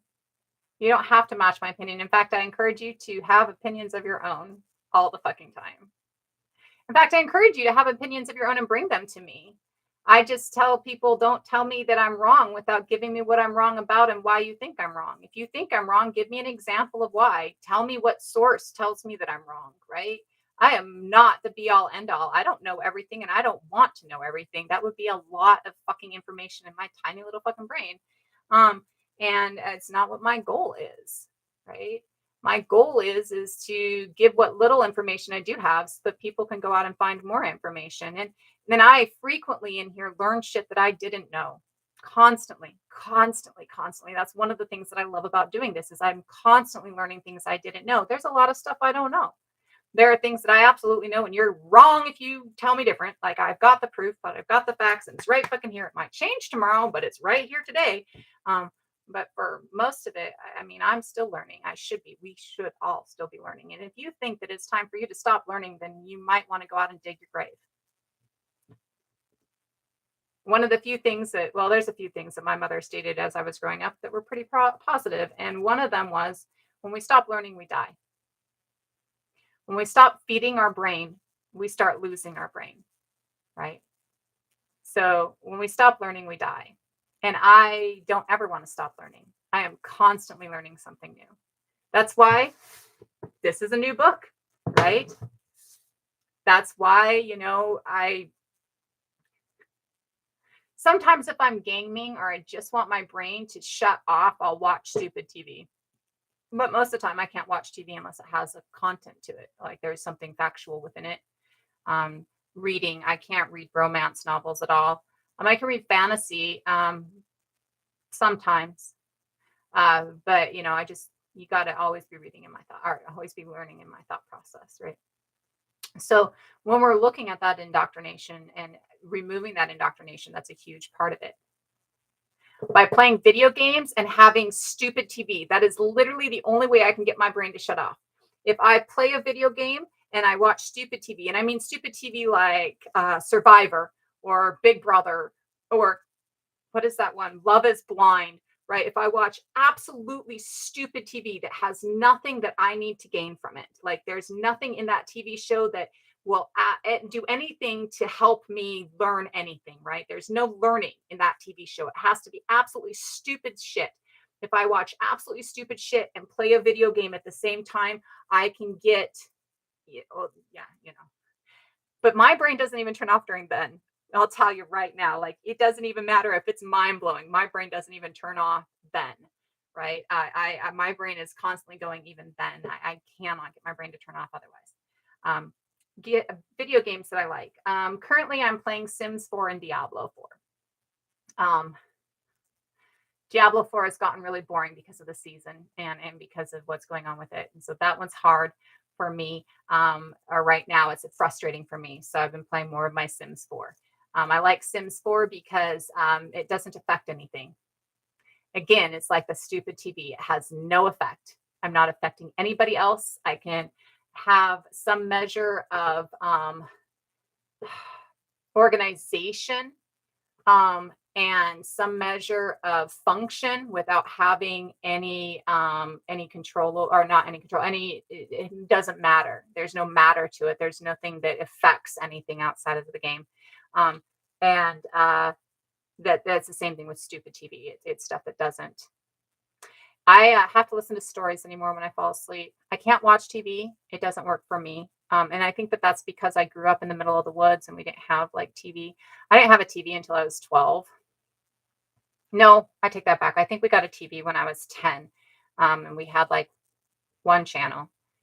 And we had one channel. So I was 10 and we had a channel. And then we moved back in with my other family. And so we had TV there because like she had MTV for us kids and stuff like that for my older sisters. And then when my mother and father moved out of that community space, and moved into their own space, we had like one channel again. And it was in the living room. I've never fallen asleep to TV, right? So I can fall asleep like if I'm curled up on the couch and people are talking around me. I can fall asleep if I'm safe and comfortable. And then I used to fall asleep as a child to my dad playing guitar. So I can listen to music and fall asleep. Though as I've gotten older, my mind will wander during music. And so I find stories help, like somebody reading to me. So I listen to Audible because it focuses me just enough that I don't wander in my brain. So it'll focus me just enough that I can actually like have a focus as I'm falling asleep, but it's not too. Safety is a priority. It's hard for me to ever feel safe though. I don't feel safe most of the time. I've gotten better at it. But it's only really recently that I've actually had a feeling of safety and a sense of safety. Um, in the last couple of years, actually, my partner, I can lay in bed with my partner on one side and my dog on the other side. And if I'm in between my partner and my dog, I feel safe. And that's about it. That's about the only time I feel safe. Um, because I know that they'll tell me if something's attacking. I know they got my back. Um, and being somebody who grew up believing not just in the physical, but in the metaphysical, like walls don't even help. Like things can come through walls. Like, I could lay in my bed and a meteor could hit through the roof, like I just never feel safe. Right. Yeah. Yeah. Well, and I find also, so for a while meditation would work, but only guided meditation, like somebody telling me what to do. Otherwise my mind just wanders. My mind just constantly wanders. See, ADHD, I suppose, which I didn't find out until a couple years ago. But my brain is a constant here to here to here to here to here to here. And by the time I've gotten here, I don't remember what here was half the time. So it's a constant movement through my brain, which is really helpful when it comes to understanding stuff, right? Really helpful when it comes to parsing information, really helpful when it comes to making great leaps of information, right? Really, it's why I can do this. It's why I have the thought processes and the knowledge that I do, because my brain constantly goes like this, right? Yet it's also really hard sometimes. Like, shit, what was I saying? So it'll flux around a lot. When we're trying to remove that indoctrination, though, those are one of those important things, right? When we understand that, again, like between birth to 5, there's this heavy level of information of language development, heavy level of eating, heavy, or how to eat on your own, how to walk on your own, how to shit on your own, like all of those different things that we get through that time frame. If during that time frame we have different thought processes that are indoctrinated into us at that thought process, along with things like walking and eating, it's really hard to see the differences, right? So then we have to go back through and go, okay, so and again, it's hard to tell what's indoctrination and what's not indoctrination sometimes. Honestly, I think anything that we have learned as a majority, like, so if most of society is telling you something, you're probably dealing with an indoctrinated thought process, right? If it is something that if you say it, everybody agrees, or if you say it, everybody's like, oh yeah, I totally knew that. you're probably dealing with an indoctrinated thought process. Now, not always. There are different things that, come across that, a lot of knowledge that's coming out today that people are becoming quite common with, right? Um, yet, uh, that, and if it's considered innate, like we all innately believe this and we all know this because we were all taught this, it's most likely indoctrinated thought process.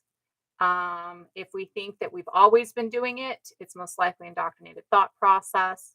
Um, and so what you look at is you go, okay, so I believe that we've always been violent. So that's probably something that's indoctrinated into me. So now I go and see, have we always been violent? And studies will show you that we haven't, right? You're right. There hasn't been a real concept of freedom or equality since colonization. And in most spaces when we're seeing, because colonization doesn't start in 1492. Colonization is prior to 1492, right? Colonization of Turtle Island is 1492, and of Abya is 1492. But colonization of the Comrie is what is it?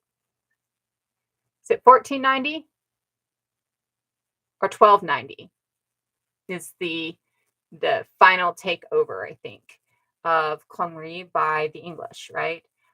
Final colonization of the island of Britain by the Angles and the Saxons is like 600, 800, something like that. Final colonization of the Celts by the Romans would be slightly before that. Colonization of the Sami by the Swedes is going to be roughly 800, right? So we do see that colonization has been going across the globe for a long period of time, right?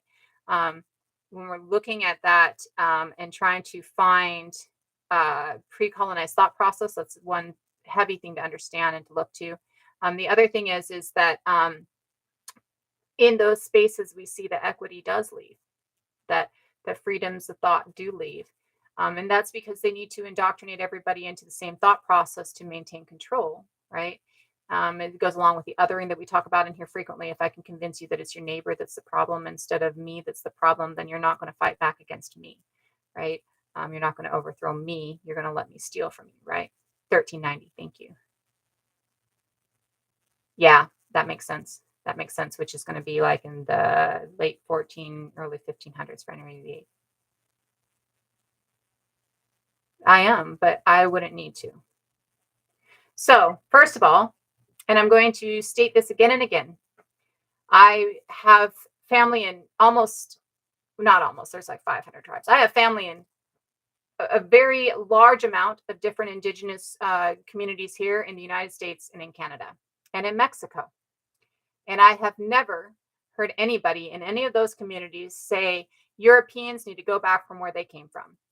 Land back is not removal of people. Land back is the returning of governance and tending to the people who belong to that land, right? It is not about throwing everybody out. That is a colonizer's thought process. That is not our thought process. A. B, I'm indigenous, okay? Not only is nobody asking you to go anywhere, right? I'm not going anywhere, right? So when we look at that, we must understand, and I always want to repeat this, that I do not know, and I know indigenous groups in other areas of the globe, and those indigenous groups in other areas of the globe aren't out to kick everybody out. They want governance and tending returned to the indigenous communities. That is what decolonization means, is the returning of governance and tending to the indigenous communities who belong to that land. Because they understand that land and they know how to utilize that land in a positive way, right? So land back doesn't mean get the fuck out. Land back means governance and tending is returned to indigenous communities. That said, I would absolutely give up. In fact, I don't own land, but when I do buy land, half of it is going to the local community of indigenous community. Depending on where I buy will depend on what local community gets that land. If I buy 10 acres, 5 of it goes to the local nation because land back is important to me. And I don't believe that I need to own land. I personally believe that ownership of land is not a healthy concept. I believe that belonging to land is a healthy concept. I believe that tending land is a healthy concept.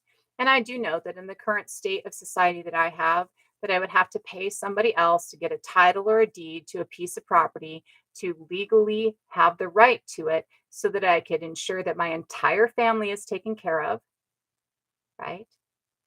And so that I can ensure that the local indigenous nation is taken care of. Why should I move? I've been here forever. That's not true, Baron. You're completely wrong. You're completely wrong in that. And why should I leave? I've been here forever. Why shouldn't you leave?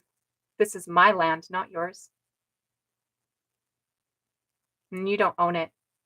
You just think you do. You just think you own it, allegedly.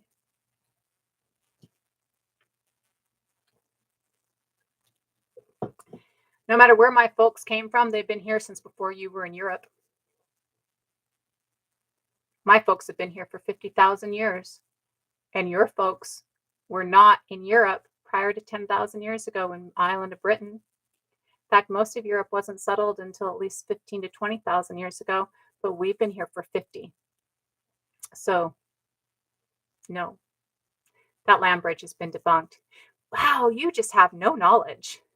You just coming in here just like spewing a bunch of shit, but you don't have any knowledge on anything. Like anything. Like everything that you're stating is completely factually incorrect. So good luck with that. Get a brain. Get some knowledge. Learn something. Might do you some good. When we're looking at toxic gender roles, toxic gender roles are any rules for gender. Gender doesn't have role. There is no role for gender. We're all nurturing, communal, and curious and creative. All of us, biologically. The idea that gender has a role is a colonial construct.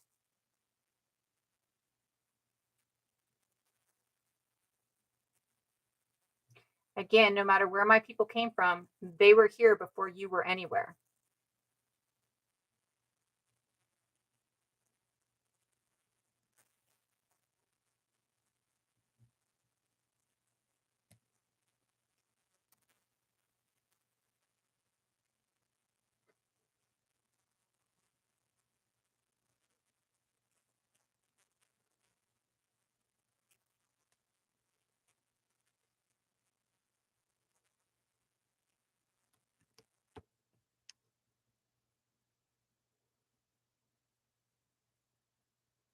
The Euro male construct has bent you over and you love it. I love that. I muted the Baron because he can Baron somewhere else.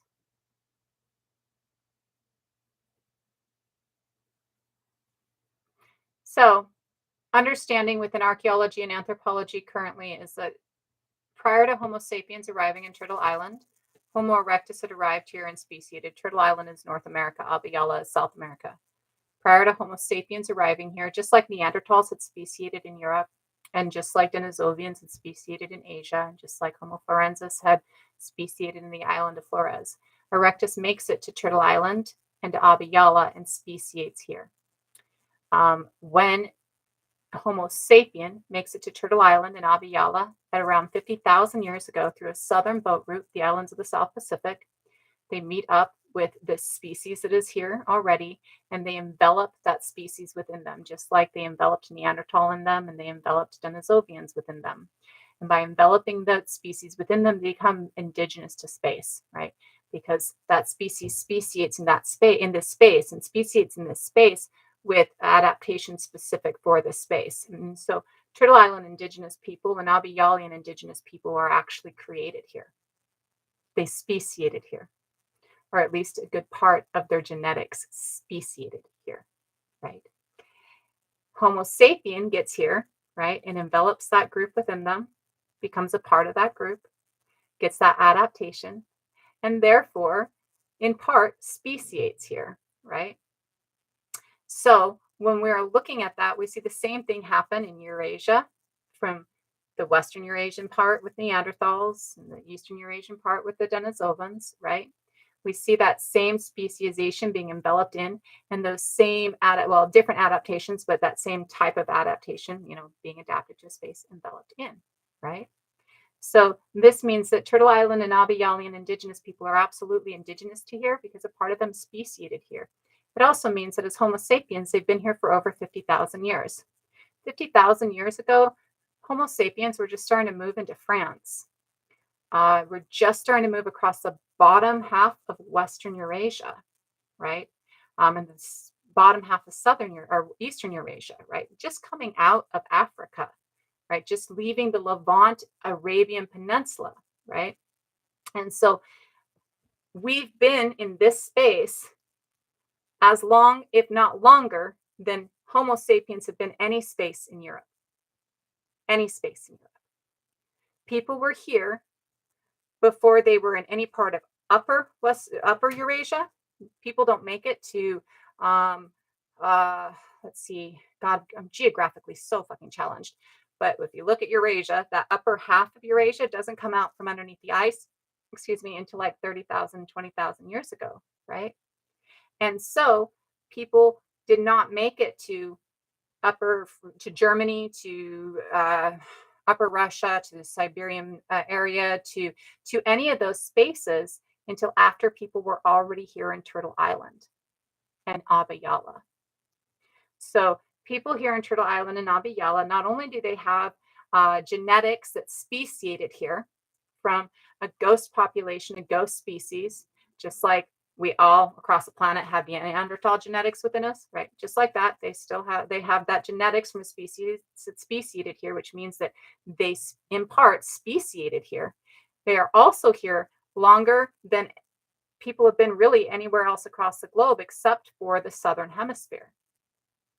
So we're as indigenous as it gets. Yeah, our government style is very Eurocentric and must go. The Maori. So personally, I think the Maori descend from the Lapita culture. Because the islands of the South Pacific are constantly coming and going, I think that a lot of the islands that the Maori have lived on over the course of several thousand years have sunk beneath the oceans. And that's why we think the Maori have only been there for 2,500 years, I think is our thought process, right? That they've only been there for 2,500 years is the current thought process. From everything that I've studied about what we call Oceania, I personally believe that the Maori have been there a lot longer. But that is the current thought process for the Maori. They're actually considered the newest indigenous group because of that. Though, if you look at the Lapita culture, you can see that the Lapita culture, there's a lot of things about the Lapita culture that actually translate down into the Maori. There are face tattoos in the Lapita culture. You can see, hi, Jake. You can see face tattooing. The Lapita culture is a culture that's known through their pottery, and their pottery has faces on it, like molded into the pottery, and on those faces there's tattooing marks, and you can see those same tattooing marks translate down to the Maori people. So I believe, and the Lapita culture is 8,000 years old, so I believe that the Lapita culture translates down into the Maori people, right? That's a personal thought process of mine after having gone through classes on Oceania and on the settling of those spaces. Tattooing goes back 35,000 years. Our oldest tattooing implements are 35,000 years ago. We found them in a cave in France. And tattooing is really global for a long period of time. Like, we've always been tattooing. That's something that most cultures actually have. And actually, that was the other subject that I was going to talk about today. But I'm going to talk about it probably tomorrow or the next day. Well, maybe not this weekend, but I'm waiting for somebody else who wants to be in here for it a little bit easier.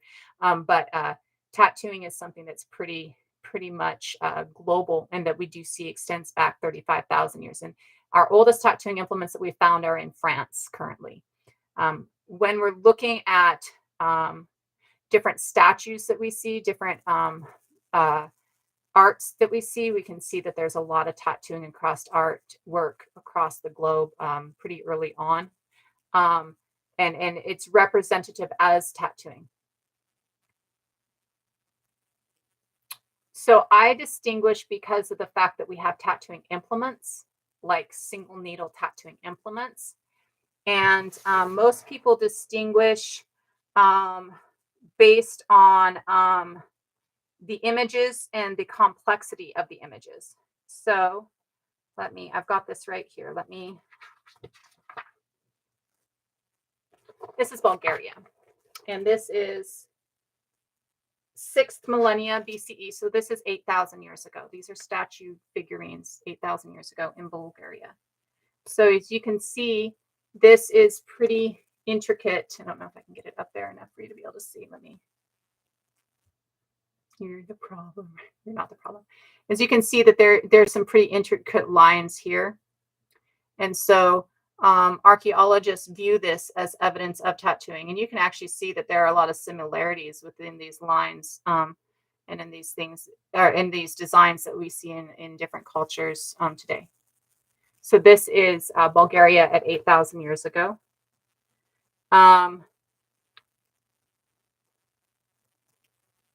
Also, it's incised decoration, like it's not painted on it. This time frame, we actually have statuettes, and we're painting on cave walls and things like this. The decoration on statuettes are cut in, right? And so because they're cut in, they believe them to be evidence of actual tattooing instead. This is Thracian, again, Bulgaria, or in the space of Bulgaria, but Thracian as the community at 4th century. This is a grave mask, I think. Oh, upper portion of a parade greave, which is, if I remember correctly, a greave is like goes on your shoulders. But as you can see, this the way that it looks, you can see that it looks more like it's cut in and more like it's long-term design. I know it's really close for YouTube, and I'm sorry because I'm trying to get it on both of them. But this is considered to be tattooing because of the intricacy of the design and the way that the design is embossed or cut in. Then we actually have actual instances of mummies with tattoos on them, right? So we know of Otzi, right? There's and I butcher this word every time, the Kyrgyzstan mummies, the Kyrgyzstan mummies, and you can see that there's tattooing on them as well. There's also documentation by the Greeks and the Romans of tattoos on the Scythians and stuff like that. But these are mummies with tattooing on them. And this is 4th century Pazyryk, which is in Kyrgyzstan. Maybe not. Maybe Kyrgyzstan is the wrong word. Maybe it is Pazyryk. Maybe I'm getting Kyrgyzstan from something else I was talking about today. Unfortunately, I apologize for that. But these are actual mummies that there's actual tattoo work on, and they're found with this tattoo work on. And then we've got like a mummy from Asia that had moons on her eyes, right? Yeah, bumpy hood or plaited hair. That's another one. We actually see that hairstyles. This actually, to me, you can kind of see that this is a hood with it. So if you look really close, you can see that the hood kind of cuts off here, and then there's kind of strands of hair coming down. That so one of these strands of hair comes down, and the front strand of hair kind of comes down and ends in like these little lion reliefs. But you can actually see that there are backward strands of hair that have curls here underneath this kind of hood, right? So it's kind of like I would think that it's probably a helmet of some kind, and then hair underneath, right? We can see, we know of Otzi. We have mummies in like China that show evidence of tattooing.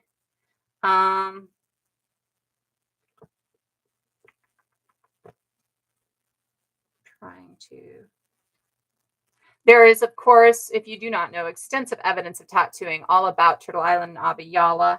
I'm showing European at this point of time just because of the fact that we're kind of talking about that a little bit. There's Nubian as well. Like you can see that there's dots and lines. This is a mummy from Nubia.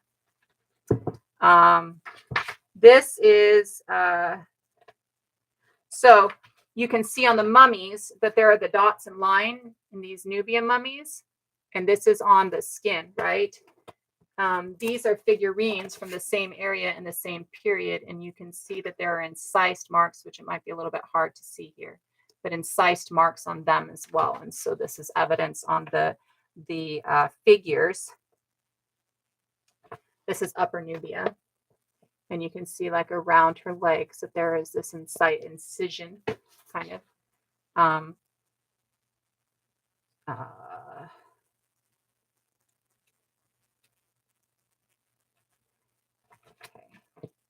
And I will do a live on this specifically. I actually need to do a couple of videos on this specifically. But there is a lot of evidence. And the way that they decide that that evidence means tattooing has to do with the way it is put in the body. So this here is from Romania, and it is 4200 BCE. So we're talking 6,000 years ago. And so they have two figurines here. And one figurine they believe is tattooed, and the other figurine they believe has a belt representation. So this is a male figurine with a belt. Okay. And then this is a female figurine, and all of this is incised on her body or cut in, right? And so they believe that that is tattoo evidence on these figurines. They actually do not have in here the Lapita figures, which is kind of sad. Here is, this is St. Lawrence Island, Alaska, Oakvik figure. And you can see on here, there's these incisions, and this is tattooing, right? Africa does have a lot of design scar that wasn't colored, though. If you're looking at two from the same culture, which is what we were looking at, right, at the same time period, which is again what we were looking at, and you can see that on the mummies it's actual tattoos. Then if the figurines have it incised or have it like designed on the figurines from the same time period in the same culture, it would stand to reason that they're likely the same things, right? That they're likely, you know, they're demonstrating the same thing, right? And so whereas there's absolutely scarification is a global thing as well, right? You would see that if I have a figurine and a mummy that have the same designs on them, and on the mummy it's actually inked into the skin, then it's probably a representation of tattooing on the figurine as well. And a lot of this information really comes about because we're dealing with a lot of appropriation of nations' culture here currently. Like all over TikTok, we see people who are wearing chin lines to do Viking makeup, right? And so a lot of my, I mean, I've been studying tattooing for myself anyways. A lot of the stuff that I talk about and show, and one of the main reasons that I got this book actually is to be able to show where those things are actually traditional and when they're not. So this is Egyptian figurines from, let's see, the blue one is from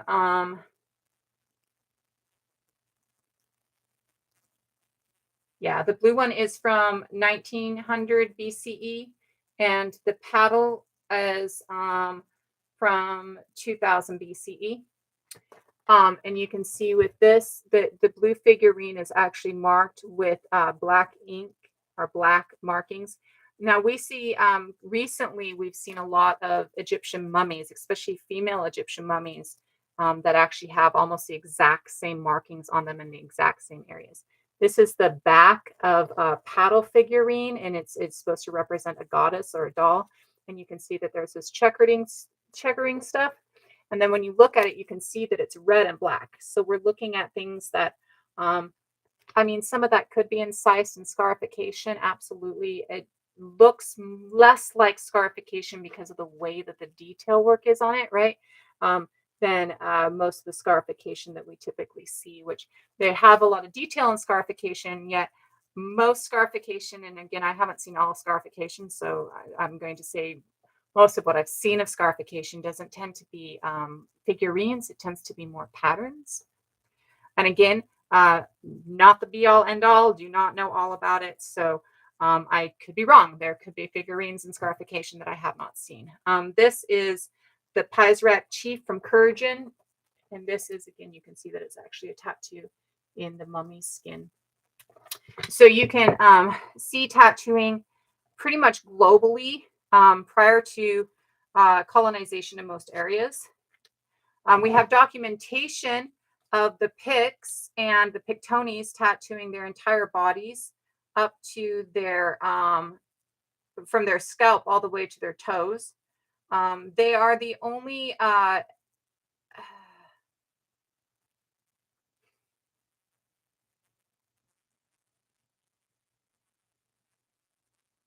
no, let me reword that. They are the major one that we see that has any tattooing on the face in history.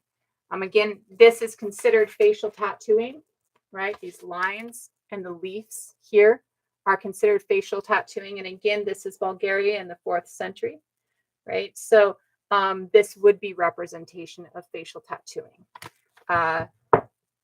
The Thracian tattooing is seen in was documented and talked about in pottery in ancient Greece and Rome. And this is examples of the documentation of the Thracian tattooing. Here we see documentation of Thracian tattooing of a kind of a reindeer or a deer on this girl's arm. Here we see lines and dots on this figure. Sorry, YouTube, I know it can be a little bit hard sometimes to see both. And then we can see here, especially where there are lines all across her arms and stuff like that. This is all documentation by the Romans and the Thracians of different tattooing that is seen throughout that Mediterranean area and the Levant area and up into, gosh,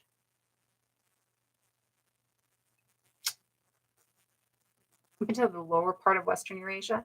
So it's all documentation and tattooing that we can see going back pretty far within these spaces and areas. And again, the oldest tattooing implement that we currently have on record is 35,000 years ago in a cave in France. God, it starts with an M, and I think I've got it somewhere on my website, but I can't remember the cave name on the top of my head. And it is a single needle flake, basically. And we haven't realized that these were tattooing implements until recently. And what it is they are flakes, like discard flakes almost. They're small little flakes that have just a single point on one edge of them. And that single point on the edge in this initial one that's 35,000 years old actually has residue from ochre and blood on it. That's a really good question, Jade. How do people correctly pick up culture that they have ancestry from but didn't grow up in? We call this oftentimes reconnecting. And reconnecting is a journey that's really hard for many people, and it's really hard for many people to understand.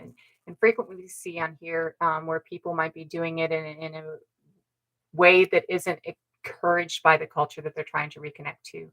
I actually had a creator that I actually still really enjoy that I thought belonged to a culture that they were reconnecting to, and they didn't actually belong to it. So they were sharing information that they probably shouldn't have been sharing, because you shouldn't share information unless you're a culture keeper. A good way to reconnect to a culture that you have ancestry in, that you do not currently have connection to, is to seek out that culture and ask, right? Say you have ancestry to a local nation in Turtle Island, to go to the local nation's office. Usually they'll have a tribal office, and I've done my genealogy, or I've done this or that, and I believe that this is my ancestry. I would love help finding out if that's true, A, and B, I would love to find that reconnection, right? Yeah. In things like finding your Viking roots or your Nordic roots, get in touch with current Nordic culture, right? If you are working on connecting to your Nordic ancestry through emulating the Viking age, a lot of study, right? And again, talking to current people who keep culture. There are current people who keep culture in every community, right? Realizing that Scandinavian isn't indigenous, that the Sami are the indigenous people there, not the Scandinavians. They're what are the UN defines native and indigenous as different. Here in the United States, we do not define native and indigenous as different. The UN, though, does define native and indigenous as different, and it defines native and indigenous. A native culture might be a culture that arrived at the same time the indigenous culture did, yet they're the ones whose government is in control of the area. An indigenous culture is a culture that has maintained their cultural connection and their connection to ancient methods of thought process, and are continuing that, right? Yeah, but I'm not talking about the United States currently, am I, Mac? Maybe you should shut your mouth and learn to listen. So when you're looking at Scandinavia, definitely if you're trying to reconnect to Scandinavian ancestry, especially through a Viking thought process, then you don't want to. There was somebody on here who was like, this is indigenous and blah, blah, blah, blah, blah. And I get to close this practice because it's indigenous. She was 20 something. And I don't know who thinks that, but Scandinavia isn't indigenous. Scandinavian would be considered native, not considered indigenous, right? So it's not an indigenous culture. That's one thing that needs to be looked at. Not Asian, no. So this, like the Swedish and the Sami arrive in Sweden at the same time. Or Scandinavians and the Sami arrive in Scandinavia at the same time. We see that about 7,000 years ago, you're not free. You think you are because you've been indoctrinated into a thought process that says that you're free, but you have no freedom. You have no freedom. You think you have a freedom, but you have no freedom. Other countries are more free than the US is, just so you know. So the Sami and the Scandinavians arrive at the same time, roughly 7,000 to 8,000 years ago. You see that the Sami people are coming over from the Eurasian steppes, and the Scandinavian people are coming up from Southwest Eurasia at the same time. The Sami at this time are light-skinned and brown-eyed, and this Scandinavians are dark-skinned and blue-eyed as they're coming in, right? And so because they're arriving at the same time, that is where the definition of native versus indigenous comes in for the UN, right? So when we are looking at reconnecting to, yes, Finno-Uraic, they have Finno-Uraic languages as opposed to Indo-European. So Scandinavian is Indo-European, Germanic descent language, Indo-European. And so you see that they're both moving in at the same time, bringing their languages and their cultures within it, right? So if you're looking to reconnect to your Scandinavian ancestry, there are a lot of Scandinavian creators on here, a lot of Scandinavian people across the globe who are more than that do their own connection to their ancestry. Oh, beautiful. Who do their own ancestral connection. And so they do a lot to live by their ancestral connection, right? And when they're doing that, you can go to them and find out information. Another way to do that is, or another thing to do is look at archaeology and anthropology. Though I always encourage that you go to current communities when you're trying to reconnect when there are current communities. I might not be able to find a current Parsi Celt community, right? And I know that my ancestry is Parsi Celt, right? Parsi Celt. There might not be a current Parsi Celt community, so I can't go to a current Parsi Celt community, so I might use archaeology. Yet part of my ancestry is Khumri, so I might go to a current Khumri community to learn about the Khumri. Part of my ancestry is Scandinavian, and part of my ancestry is Sami. So there are current Scandinavian communities where I might go and learn more information in Scandinavian thought process, just like there are current Sami communities that I might go to learn current thought processes. I'm working on it. If there is a current community, then going to that community is your first step.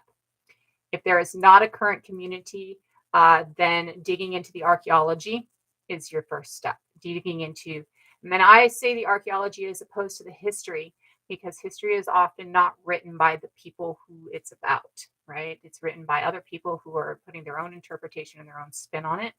And so when you're looking at that, it's not something that you would want to. Now, you can go to the Akkadians, right? Maybe you have Akkadian ancestry and you want to go to the Akkadian thought process, right? And so, in going to the Akkadian thought process, you might go learn from cuneiform. Right now, they've just uploaded a bunch of cuneiform. It's all been translated and it's uploaded. So maybe you go to the early cuneiform writing, and learn from that early cuneiform writing, as opposed from learning from the groups that are in that area today that might not necessarily be descendant groups of the Akkadian groups, right? Um, Maybe the current government in Egypt is not the government that started in Egypt, right? Dynasty 00 at 5,000-6,000 BCE is absolutely going to be a different thought process and a different government that is currently in Egypt. It's not even the same name. It's not Kemet anymore. And Kemet started being ruled by outsiders at about 2000 BCE. And so a lot of the thought processes are colonial thought processes. So maybe you go to the very early hieroglyphics that we have from Scorpion or from Dujur, and you start learning from those early hieroglyphics to find that ancient knowledge, right? As opposed to going to what is currently a colonial government, right? So there's a couple different ways you can do it. I always suggest, though, that your first place to go is if there's a current community in place, that you go to that current community in place. And that's true. And family records only go back so far. You can use DNA to go back further, though you would be surprised at how far family records go. I have one family line that I've been able to trace back to a general of Alexander the Great. That's 2,000 years, right? So you would be surprised at how far back you can trace your ancestry if you really, really dig into it. That particular line I can trace when they landed in oh god, there's so many different lines and I can't remember. I think they landed in New York prior to as Brits, when they were still British colonies. If you take it back to where they were in England, you can find when that family came over with William the Conqueror, and they're in the Doomsday Book. And then if you trace that back to France, where they came over with William the Conqueror, the barony that family is the barony of is a region of France that was conquered by Alexander the Great, and that barony was given to his general when he passed, the Picani barony. And so you can look at the Picani barony and trace it back to a general with that name, basically, of Alexander the Great. And so the family line from that general continues down, right? So when we really go into it, we can get or some of us can actually trace back pretty far depending on where we go. That's true. Some of them are not. So when you're looking at Ancestry and 23andMe, they are. But if you're looking at GEDmatch or you're looking at My True Ancestry, they do it to graves. Absolutely, Nima. What are you asking, babe? I'm totally down. I think I missed it, though. So yeah, you can take it back pretty far. Well, and you can use your 23andMe DNA because you get what's called a GED file, a GED file, and you can download it from your 23andMe or download it from your ancestry.com. And when you're downloading it, you can take that and upload it to some of these other sites. All those sites are on my website, or some of those sites are on my website under DNA tools. And you can upload it to those sites and get free information from those sites. And many of them will connect you to actual archaeological sites so that you can actually get connect your DNA to actual archaeological sites. So you might find that your DNA connects to Cheddar Man, or you might find, so that would date you to 10,000 years, right? And you might find that your DNA connects to a gladiator in Rome. So that might connect you back, 2,000 years. And so you can use those to kind of track it a little bit, right? Kind of get a little bit of information from it. It doesn't, again, that's not going to often give you like the mother to mother to mother to mother to mother to mother to mother family line yet. It will give you some information. And so you can utilize that information to kind of try and find different information and trace it from there.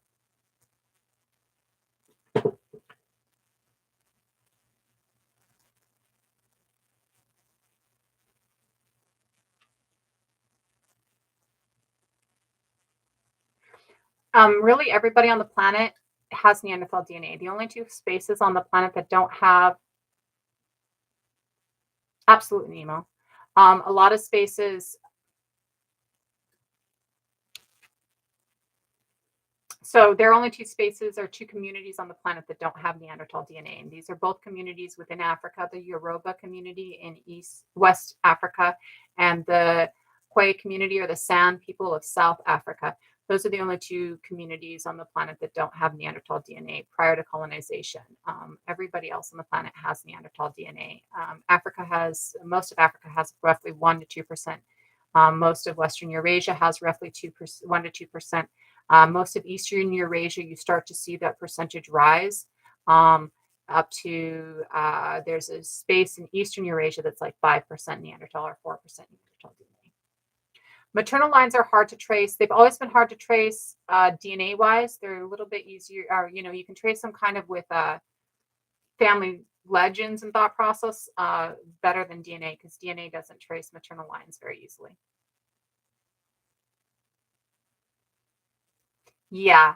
And so what that is, and you were right when you were saying it earlier, that the 23andMe and the Ancestry, when they're matching your DNA, they're matching it to current populations, not ancient populations, right? So, and those current populations, as they change, they match it differently, right? So Whereas when I first do my Ancestry DNA, and we also have to remember that Ancestry and 23andMe only do like a small percentage of your DNA. It's not a whole genome, right? Yeah, and that's true too. So when I look at my ancestry might have started out at like 22% Northwest European, and then it might go up to like 33% Northwest European, or it might go down to like 15% Northwest European, depending on how they're getting genomic testing in Northwest Europe at that time, right? So it really can kind of like, with Ancestry and 23andMe, they're great for the cheap test. Hey, beautiful. They're great for the cheap test, and they're great for kind of like actually taking it back or finding relatives. Like I used it to find my father, but they're not really great when it comes to finding actually where your genetic origin is. But you can take those in somewhere else. Nebula Genomics does a full genomic test, and currently, I believe we were talking about this in here a couple of weeks ago, and currently, I believe they actually have a sale on that. You can get a full genome test for like $100, which is unheard of because usually it costs like $300. If you go to my website, the widdaord.com website that's in my profile, and go to DNA resources, the first site on there, or the last site on there, sorry. The last site on there is My True Ancestry. And if you click on that one, it will take you to a website that actually, when you log in, which is free to go to, it will give you a, that's not what I want. Oh, that's GetMatch. How did I end up in GetMatch?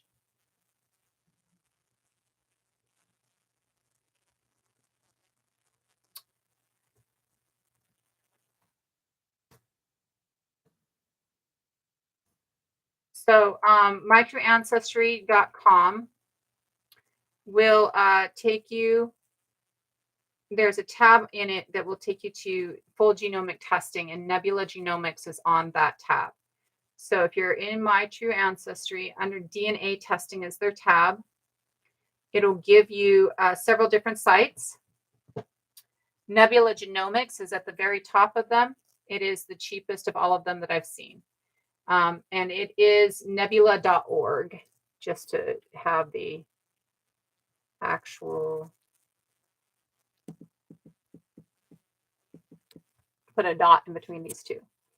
And that is No, 8 generations, actually for me, 8 generations is the 1600s. When I trace back 8 generations, it's 1620, I think is my eighth generation grandmother. Um,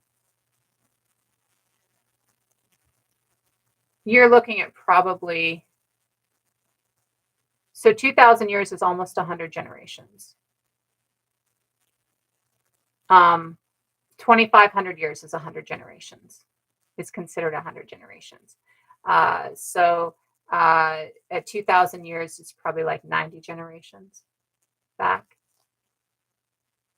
So 2000 years is a little bit further back. 1000 years is 15 generations for me. Yeah. And that's really it. So not in my DNA test on Ancestry, but in my aunt's DNA test, full blood aunt DNA test on 23andMe, because Ancestry and 23andMe actually test different portions of your DNA too. So you'll get different answers from both of them. We have 3% Sudanese, which we knew that we had this grandmother that was, that our direct maternal line ends in a grandmother who escaped slavery. And we knew this, we didn't know where from. So she has 3% Sudanese, and that would trace it back. So that grandmother, our record of her comes in the 1700s, but by that point she's mulatto, and so it would be back a couple more generations for the full Sudanese grandmother, our ancestor, right? So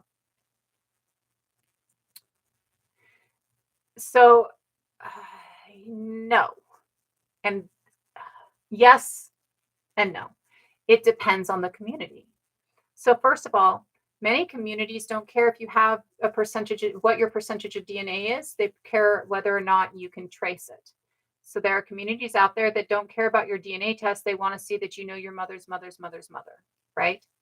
Percentage is a colonial construct. Some communities, you can have a couple percentages of it, and that's enough, right? Some communities don't even want to look at your DNA. So it's going to be different for each different community that you're in. Some it's lineage, some it's blood quantum, some it's both, right? As Ami said. So when we're looking at it there, well, and that's like the Khumri, and Sleepy's told me this a few times, that with the Khumri, you're Welsh if you're Welsh. If you can have come 3 generations or even a generation back from the Sudan, but you were born in Wales or in Cymru, and so you are Cymru, right? So within Cymru, it is about connection more than it's about bloodline, right? Where there are some nations where it is about, there are nations here that still deal with blood quantum. That is a very colonial construct, yet there are still nations that still deal with blood quantum. And there are some nations that don't care what your blood quantum is, they care what your connection is. There are some nations that, I was raised by an Indigenous woman. There are some nations that that's enough. I don't need to trace my biological bloodlines. I was raised within it, right? So it just really depends on what nation you're looking at, right? And I think for almost everyone that I know of, it is more about connection than anything else. You can be full-blooded of something, and if you have no connection, you're not a member of community, right? Which is an important understanding, right? Because it's not about your bloodlines, it's about your connection. It's about being a part of community, right? Claiming to be a member of a community that you've never even talked to is kind of weird, right? Like, if you've never talked to this community, why would you claim to be a member of this community? If you've never talked to somebody who's Cherokee, why would you claim to be Cherokee? You're not Cherokee. You don't talk to Cherokee people. You don't know Cherokee culture. You don't know Cherokee community. It doesn't matter because you're not connected, right?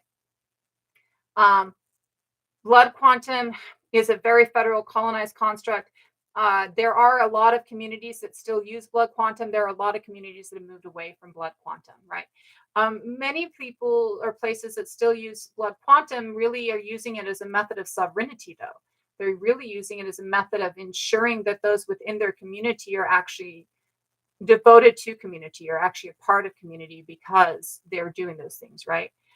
So it really depends on the community, because every community should have the autonomy to say who's a member of their community and who's not a member of their community, right?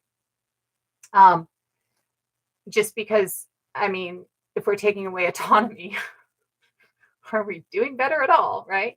And so we absolutely see that that is something that is important, is about connection more than anything else, right?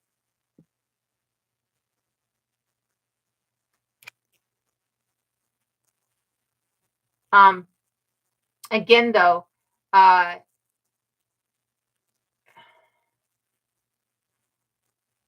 there are indigenous nations that some of us might be connected to, not necessarily here in Turtle Island, but say, again, let's talk about the Parsi Celts, right? Um, I can look at my DNA and know that my DNA connects me to the Parsi. There are no longer a Parsi community, right? So if I am trying to connect to my Parsi ancestry, I'm going to look at what the Parsi Celts were.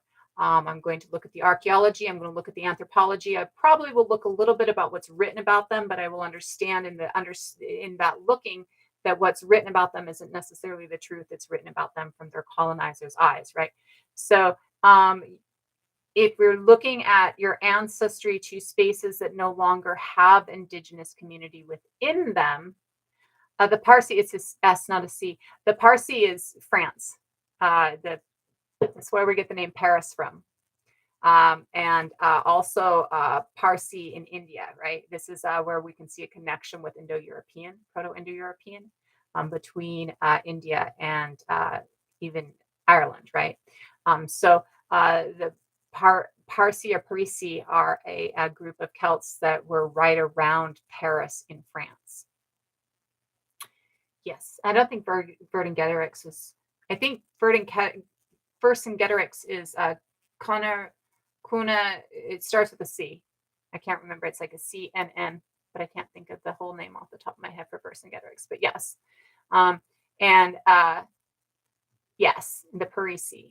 I'm probably mispronouncing it when I say Parsi. It's probably more Parisi.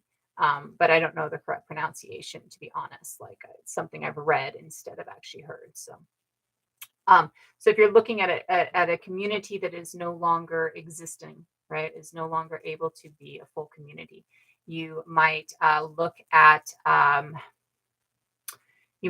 anthropology and the archaeology of it. You might also so if I know that the Parisi are Celt, I might look to knowledge of different Celtic nations in that area, right? So there are the Britain, so not the island of Britain, but Brittany, which is an area in France, which is another group of Celts.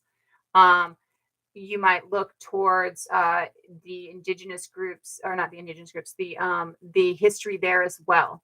And then knowing that it's Celtic, but understanding that Pan isn't that nothing is Pan, nothing is globally the same. Like so, we talk about like pan indigeneity that doesn't exist. Like nothing is monolithic, right? So understanding that, I might still also look to the Cymry or the Irish or the Kenwick, Kenwick, or the Scots, right? And take a look at some of the things that have translated down that they trace back to their ancient Celtic roots. And therefore, they might have similarities to what the Parisi might have utilized. One thing that I know that I've seen throughout pretty much every indigenous culture is there is smoke cleansing. It's an animistic tradition pretty much everywhere, right? So I might look at that smoke cleansing and understand that there is smoke cleansing in many different animistic cultures. and then narrow it down to France. So France has fields of lavender. It's a huge thing in France. It's a native plant in the area. It is something that is used many times in smoke cleansing. So I might use lavender as a smoke cleanser for the Parisi Celtic people, understanding that I'm getting the understanding that the Parisi probably use smoke cleansing because I see many other indigenous communities across the globe using smoke cleansing as an animistic thought process. And maybe as I'm looking into the archaeology, I find bowls that have char at the bottom of them or something like that, right? And so I might um, extrapolate that they probably use some form of smoke cleansing and use the indigenous herbs in that area for my smoke cleansing, right? And this way I might find my way to honor my Parisi ancestry, where the Parisi indigeneity has been lost, right? Um, Yet again, if we are talking about an indigenous community that is still alive and thriving, we should always go to that indigenous community to learn first, right? If I want to learn about,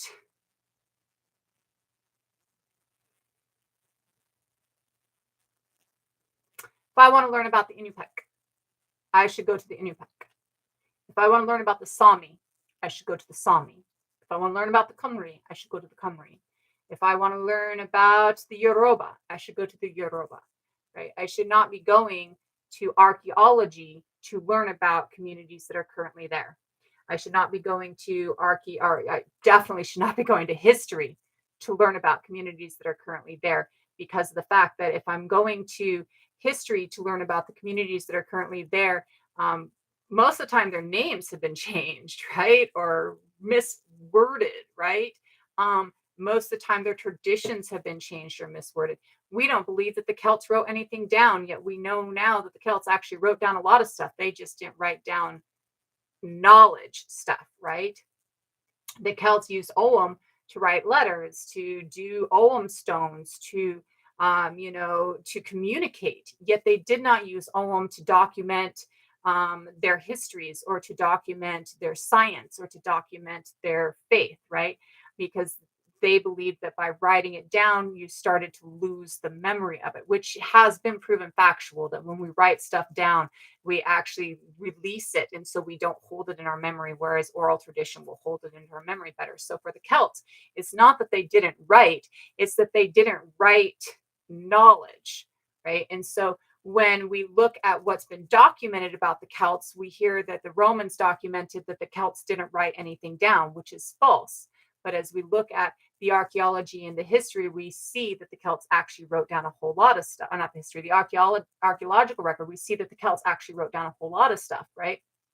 So we should absolutely, in something like that, understand that most of the history that's written is not going to be true history. So again, if you are looking at a group that has died out and there's no living descendants of that group um, active as a community, then you might take some of the history. You also want to take that history with a grain of salt and understand that that history isn't the understanding of the people. It's just a little bit of a basis, right?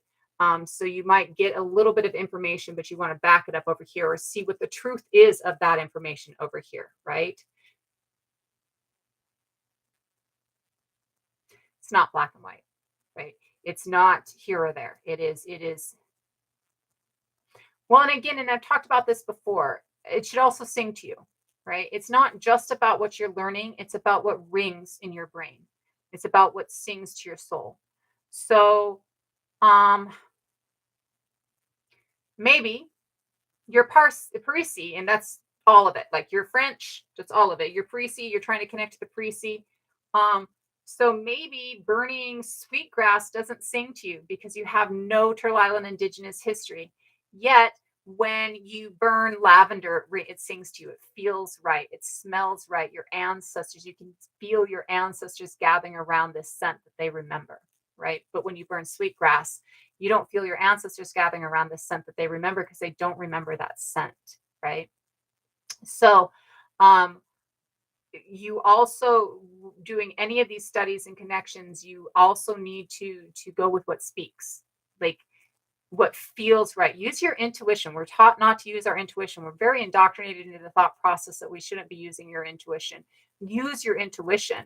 Use what feels right, because that is part of animistic culture and animistic tradition, is to feel right, to be a part of the biome and feel connected to that biome, right? So if you're trying to connect, using the intuition is huge. Don't use your intuition and steal somebody else's culture. If your intuition tells you you have a chin line, you're probably wrong. Uh, you know, yeah, you can absolutely look through three different things and go, this one sings to me, right? Oh, yeah, yeah. And that's real, right? And that's real. You don't honor anything if it is taken without permission. Nothing is honoring if it's taken without permission. And there are indigenous cultures here alive in Turtle Island. It is taken without permission, though. It is taken without permission if you don't belong to that cult. No, that's not true. You're incorrect. You need to sit and listen instead of putting your thought process across. It's not promoted when you use blackface. It's mocking. That's not promotion. And if you use something that is an identifier for a specific nation or culture as your own, that is taken, it's stolen. You're wrong. It is not. No, you're done.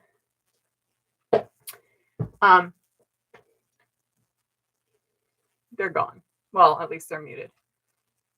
And they don't appreciate it, sweetheart. They really don't. Nobody appreciates you stealing from them. Do you appreciate when I go in and take your car? Would you appreciate it if I stole your car and drove around in it? You'd appreciate it, right? It's not taking it from you. It's appreciated.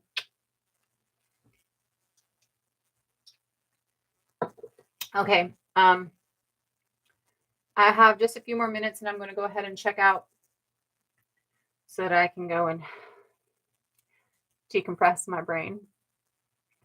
I'll go ahead, and I've been talking about so many different subjects today. So in the last little while, I'm just going to answer whatever questions are coming across or talk about whatever is coming across that needs to be.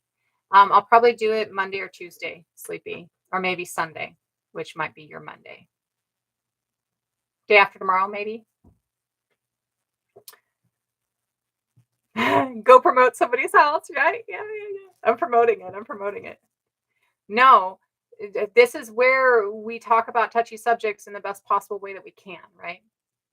Awesome. I've been doing good. Thank you, Veggie. I've been trying to not human a lot. It's been really like I just don't want to function a lot, and I don't know why. I don't feel depressed. I'm just like, ugh. So I've been not functioning a lot, but I'm doing good. I'm in a good space, and I have good things going on in my world. I'm just like, and I think sometimes it becomes one of those things where it's like you're safe and you're okay, and it's been so long since you've been safe and you're okay, so you just kind of, I can do this right now because it's safe, like it's okay for me to just not function right now, and so that might be a part of it. Absolutely, absolutely. And well, and a lot of us are doing the work for that, right? And it's exhausting work. Anybody who's working on decolonization, anybody who's working on de-indoctrination, it's exhausting fucking work. It is exhausting work to do shadow work. It's exhausting work to try and change the thought processes that you might have lived under your entire life. It's exhausting work to try and ensure that other people are taken care of. It's exhausting work to try and ensure that you're taken care of. Those are very exhausting things. It takes a lot of mental energy, and that mental energy can be really draining. You actually use up more calories just by being in a lecture or listening to somebody teach or learning or reading a book. Use up more calories in, I think it was an hour of that than you do in an hour walking. Like your brain uses up so much of your caloric intake just by braining, just by functioning. So, you actually sitting in your chair doing this heavy duty comprehensive work is actually burning more calories and causing more exhaustion than if you were to go out and run a mile most of the time, right? So it's very, very difficult, I think. So I think for a lot of us, when we're really, yeah, and it is, it's hard coexisting with colonized, willfully ignorant people too. It's hard to, I mean, I'm not trying to toot my own, but it's hard to sit here and deal with it, right? It's hard to come here with the best and most loving of intents and deal with people attacking, right? And so it becomes a little bit of a fuck, I just have to go for a while, right? Like I just have to go and decompress, watch stupid TV and play stupid video games, right? Um, and don't get me wrong, there's so much. I benefit so much from coming in here. Like I benefit so much from these lives. I get so much connection from these lives, right? I have family from these lives, like I Sleepy and I have been friends for a year now, like I get connection from this, and I love the connection that I get from this. Um, Connection can be exhausting though too, right? And I think that that's something that we don't often honor, that connecting to people can be exhausting just because of the fact that I have to people, right? Hey, thank you. Just because of the fact that I have to people, right? I have to be a human being and communicate in a human being language and talk and all those certain things. Um, I'm doing Diablo 4 and Sims 4 right now, but I'm a little bit frustrated with Diablo 4. So doing more Sims, 1 year, 1 month, not counting. But yeah, well, you're my gauge of how long I've been on TikTok. You know that, right? Like Sleepy was in, like, I think my first or second live. And so Sleepy and I have been friends since like my first or second live. And I was only on TikTok like a couple of weeks before my first live. Sugars helped me get to 1,000, like within my second week of coming on TikTok and actually being active on TikTok. And so, and then Sleepy was in like my first or second live. Sleepy has been like one of my she was my first moderator. So I gauge my time on TikTok by how long I've known Sleepy. Only because I text with Sugars, but Sugars isn't on my Facebook, so I don't have like a gauge like I do with Sleepy, right? You did. You were like, "Do you need help?" And I'm like, "Yes, I don't know what the fuck I'm doing." And you went, "I'll help you." So yeah, I gauge how long I've been on TikTok by Sleepy. Um, but it's hard to people, it's hard to interact, it's hard to function even when it's the best of functioning, and can still, like even when it's loving and friendly and everybody's being sweet and nice, it can still be a lot to function into human. And I think that we should all recognize that ourselves. Like I think that's difficult for all of us, and I think that we all have to recognize that the grace that we need to give ourselves for that, right? That it can be so difficult to just function, to just human with other people.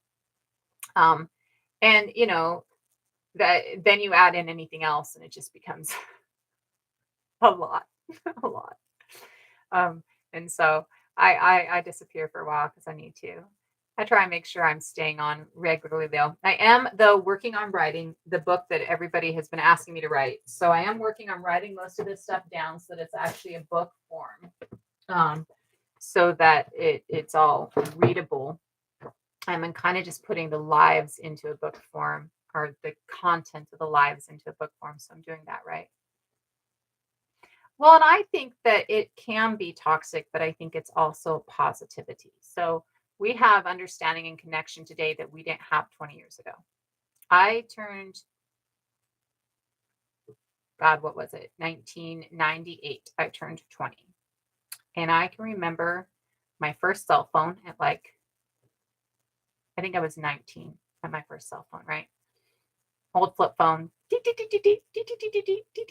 texting.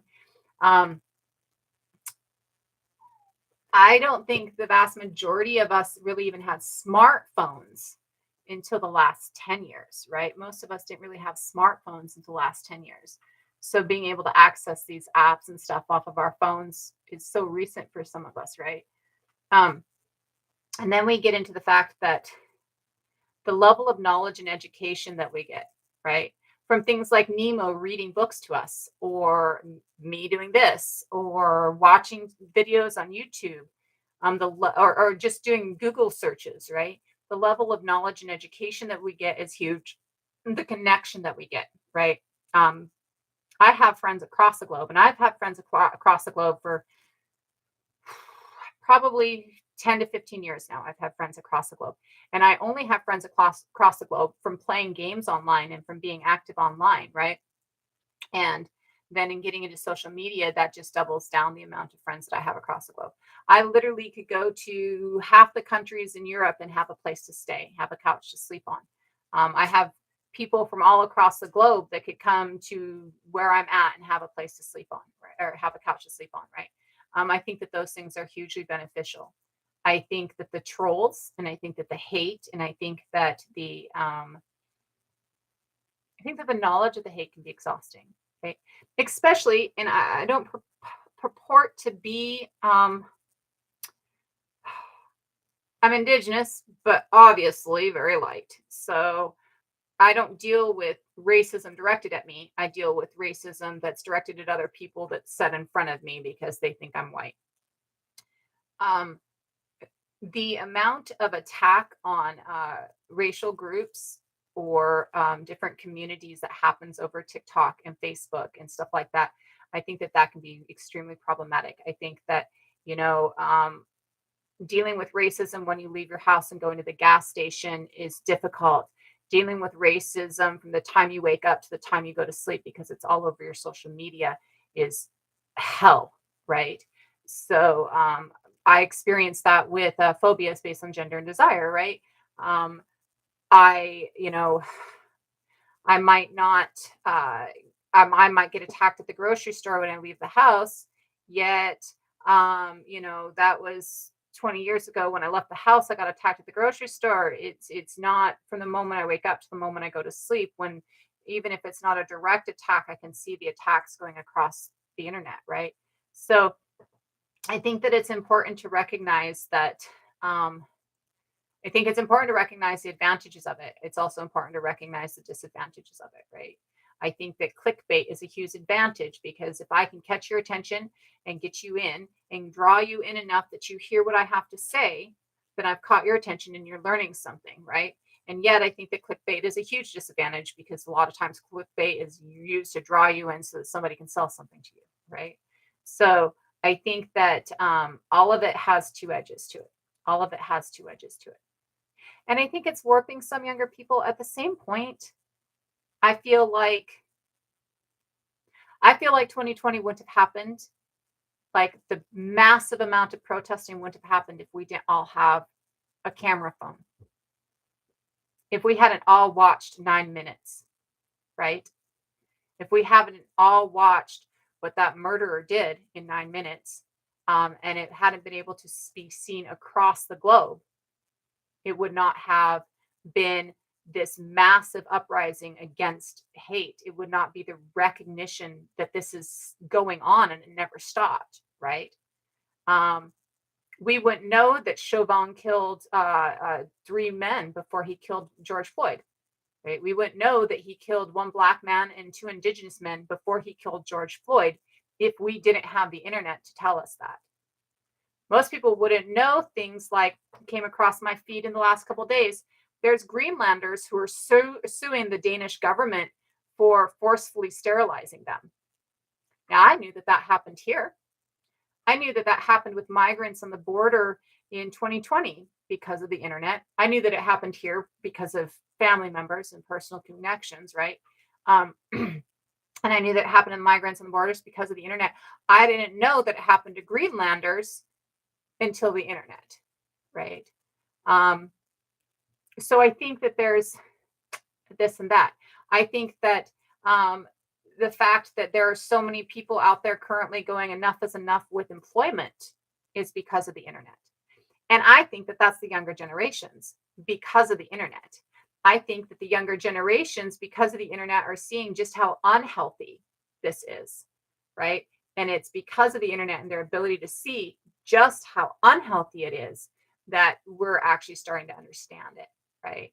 So I think that it really is two sides, right? And it is scary how much it's in control. So I do. I think of it as a library in my pocket. I like dating apps. Do you know why I like dating apps? Because it's a fucking menu. and everything tells you what's in it, right? It's a menu, and each dish says what's in the dish. So I know whether or not you've got fucking ginger in you, and I hate ginger. I mean, I love gingers, but I don't eat ginger, right? So like, I know whether or not you got ginger in your recipe, right? So I can scroll on past those with ginger in the recipe, right? So I think that things like that are absolutely beneficial because of the fact that they give us so much more resources, so many more resources. My grammar, so many more resources, so much more understanding, right? Um, and we know how much the corporate machine is in control because of the internet, right? We know how much this, hey, like I said, I like my gingers. I just don't like ginger. I have a friend, a sibling who will tell you that the only thing white about me is my skin. And my disagreement is no, the only thing white about me is my tongue. My skin's actually gold. My tongue is very white. I don't do spice at all. And I don't like ginger. Um, Yeah, and I met my partner on Plenty of Fish. I met my partner on Plenty of Fish. I think apps like that are great. I got to Portland in 2017, and I was drug here. I didn't want to come here. My ex, we had split custody, and when he got the kids underneath his control, and I was in Standing Rock, he used Standing Rock as a way to get full custody. And to be able to see my children, I had to move to Portland to be able to see my children. And so I got here and I was pissed. I've never lived in a city before. I didn't want to live in this city. I wanted to be home where my family was, blah, blah, blah, blah, blah. And I remember going into the grocery store, and because I've lived in small towns my whole life, I've never been able to walk into a grocery store and see like 30,000 pieces of different kinds of cheese. And I went, ooh, haha, okay. I can handle living in the city. I get 30,000. Well, and I'd used Plenty of Fish and OkCupid before, but Plenty of Fish and OkCupid in small towns is a completely different menu than it is in the city. And in the city, that menu can go on forever, right? And so I was like, okay, like I really hate you for forcing me to move here, but at least I have a wide variety of choice now, right? I get a wide variety of choice now. And so I definitely think things like that can be of a benefit. I think we just have to, it depends on how you utilize them. It depends on how you use them, right? So if you look at Plenty of Fish and you're just exhausted because nobody on there is meeting your needs, and you're just so tired of scrolling and nobody else has it, then it's not good for you. But if you look at Plenty of Fish and you go, well, this is a menu and I can weed out the shit really quick, right? Like I can use this to weed out the shit instead of, finding somebody to date and finding 2 months in that they're not the person I want.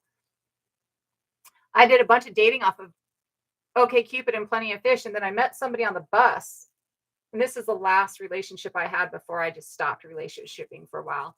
I met somebody on the bus. We were both veterans. I met him from the VA, and I thought it was cute, and so I started dating him. On Plenty of Fish, you knew talking to me that I'm polyamorous and that I'll never be monogamous again. He didn't know that until a month in because he wasn't listening.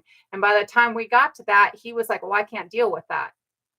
Well, this is who I am, right? Yet if he had seen me on Plenty of Fish, it says in my profile, I am polyamorous. I will never be monogamous again, right? So you can weed through the shit that you don't fucking want, right? Way, way, way easier on things like that. Well, and I didn't move here to be with him. I just moved here to be with my kids. And I'm getting out as soon as I can. I've got 2 more years, and then the youngest is 18, and then I think all of us are leaving. My older son actually is going to Poland. He is going to Poland for Christmas this year, and he's planning on moving to Poland. So I think that's going to be pretty amazing. But there's different ways that you can, or there's different, I'm out, like I'm gone. Like I have plans. Not in 2 more years. So in 2 more years, in 5 years, we have a plan to buy property. Us and the kids are buying property in 5 years. We have a 5-year plan to make sure everything's in line. We're going to do it in our name because I can't use the kids on a VA loan, but I can use my partner on a VA loan. And then they're going to provide the down payment. And so we're going to buy a piece of property for the family. And so we'll have I think currently we have about 6 different family groups or different couples with children that are moving onto the property. And once I get the property settled is when I'm going to move or start traveling. I'm waiting until I get the property settled so that I can make sure that my animals and I always have a home to come home to.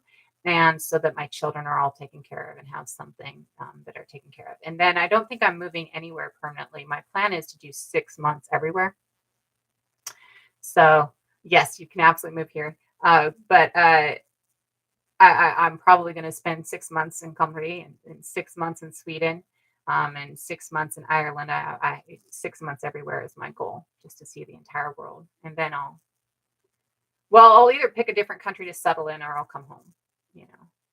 And if I pick a different country to settle in, then I just sign the land over to the kids and they have the land. And then I can go, you know. Some of them want to move out of the country and some of them don't, you know, so they'll be back and forth. I really have a need though to I need community, and for me that's always been like, you know, having my family. And then I also have a need to get back to community, which is a part of buying land, is, you know, giving part of that land to the local nation where we buy. It'll probably be up north, and so it'll probably be the nations that I grew up with, right? um but you know, having that, I want my grandchildren to grow up with all of their family nearby so that they can, you know, have aunts and uncles and grandparents right there to go to, so their parents can get some downtime, or, you know, so that they can actually have some help and things like that, right? Yeah. And well, there's a lot of places I want to visit. I've always wanted to visit. My big one is I want to go to the grave that I'm working on in Sweden, or that I've been studying in Sweden. That's one of my first ones, is I want to go there. And I can go and volunteer there. I was supposed to in 2020 go and volunteer there, and they'll actually let me stay in the recreated Viking village they have in Björkle in Sweden. And so I'm totally down. Like, I'm going there and I'm going to live the Viking life for a few weeks. Um, and then go from there, probably is probably what it'll be, just because I've been dying to do that one for a long time. You can come to Sweden with me, live the Viking life.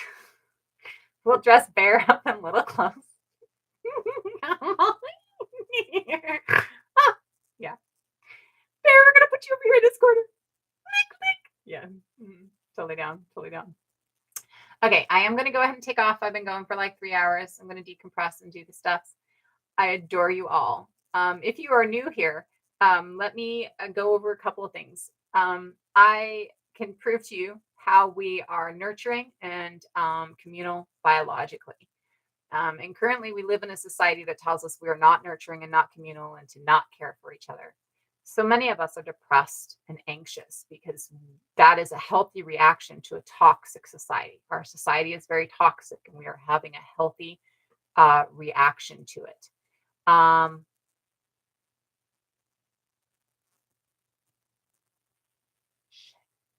Not off the top of my head. I'll look into it on me. Um, you're having a healthy reaction to a shitty society when you are depressed and anxious. Those of us who are having that healthy reaction to a toxic society see what's going on, and therefore we are necessary for change. You have to see that there's a problem before you're able to change the problem and fix it. So the first I want to tell you is that you are having a healthy reaction to a toxic society when you are dealing with depression and anxiety. This society is trying to kill you, and everybody around you, and watching everybody in pain, making you feel like shit and depressed, is healthy. Okay. So give yourself grace. And the second thing that I want to tell you is you are necessary, because you can see the shit that's going on. And that means you are necessary for our change as a society, as a community, as a species. So please, no matter how depressed and anxious you are, hang on, because you're necessary. And then the other thing I want to tell you is you are worthy just by breathing. You do not need to be exploitable by anybody to have worth. Your worth is not in what somebody can take from you and exploit out of you, your labor, your money, your status. Your worth is not in those things. Your worth is in breathing. Your worth is in being a human in the human experience, right? And your worth is in nurture and community, right? So you are worthy just by being here. And when you're dealing with depression and anxiety, it is a healthy response to an unhealthy society. So please, please, with everything I am, hang on. Continue to help work to change it. Continue to help being a part of it. Continue to be a part of it, because your existence in and of itself is what makes you worthy and is what is going to help facilitate change and make us better as a society. I love you. Doesn't matter whether I've ever met you. Doesn't matter if we've even talked. I love you. You're another member of my species. You're another animal on this planet in this biome, and you are necessary and needed. I love you. You are loved, you are cherished, and you are needed. So do not let the shit in your head change that fact. Do not let it fuck you up, and do not let it fuck you over. Stick around. Keep being the resistance. Keep being what is necessary to be here in 100 years, because as it is, we're kind of going off the shelf. We might not be here in 100 years. It is those of us who can see the problem, who understand the problem, who are going to make it to where we are here. So take care of yourself. Give yourself grace. Remember that you are worthy. Remember that you are loved. And remember that this is a healthy reaction to an unhealthy society, because I need you to stick around. We all need you to stick around. Okay. And I know it's hard. Been there. I know it's hard. Okay. So just keep hanging on. Keep being a part of the resistance. Keep being a part of the love that we need as a community to move forward. Take care of yourself. I will probably be back in a couple of days. We'll probably be discussing tattooing next, because we have some information that we need to go over. And I will look up that stuff on me. And Nemo, I will look and see what you said. It'll probably be later today, because I'll probably shut down my phone after this for a while. But I will look at what you sent me in message and see what I can do with that. Take so much care of yourself, and I will be back. And so much love to all of you. And please give yourself grace, because you are worthy and you are necessary. Have a great weekend, y'all. Take care of yourself, and we will have fun again soon if I can figure out how to cancel. There we go. Bye, guys. Bye, YouTube. Much love to you. Everything applies to you as well. I hope you know that. Take care of yourself. You are loved. You are necessary.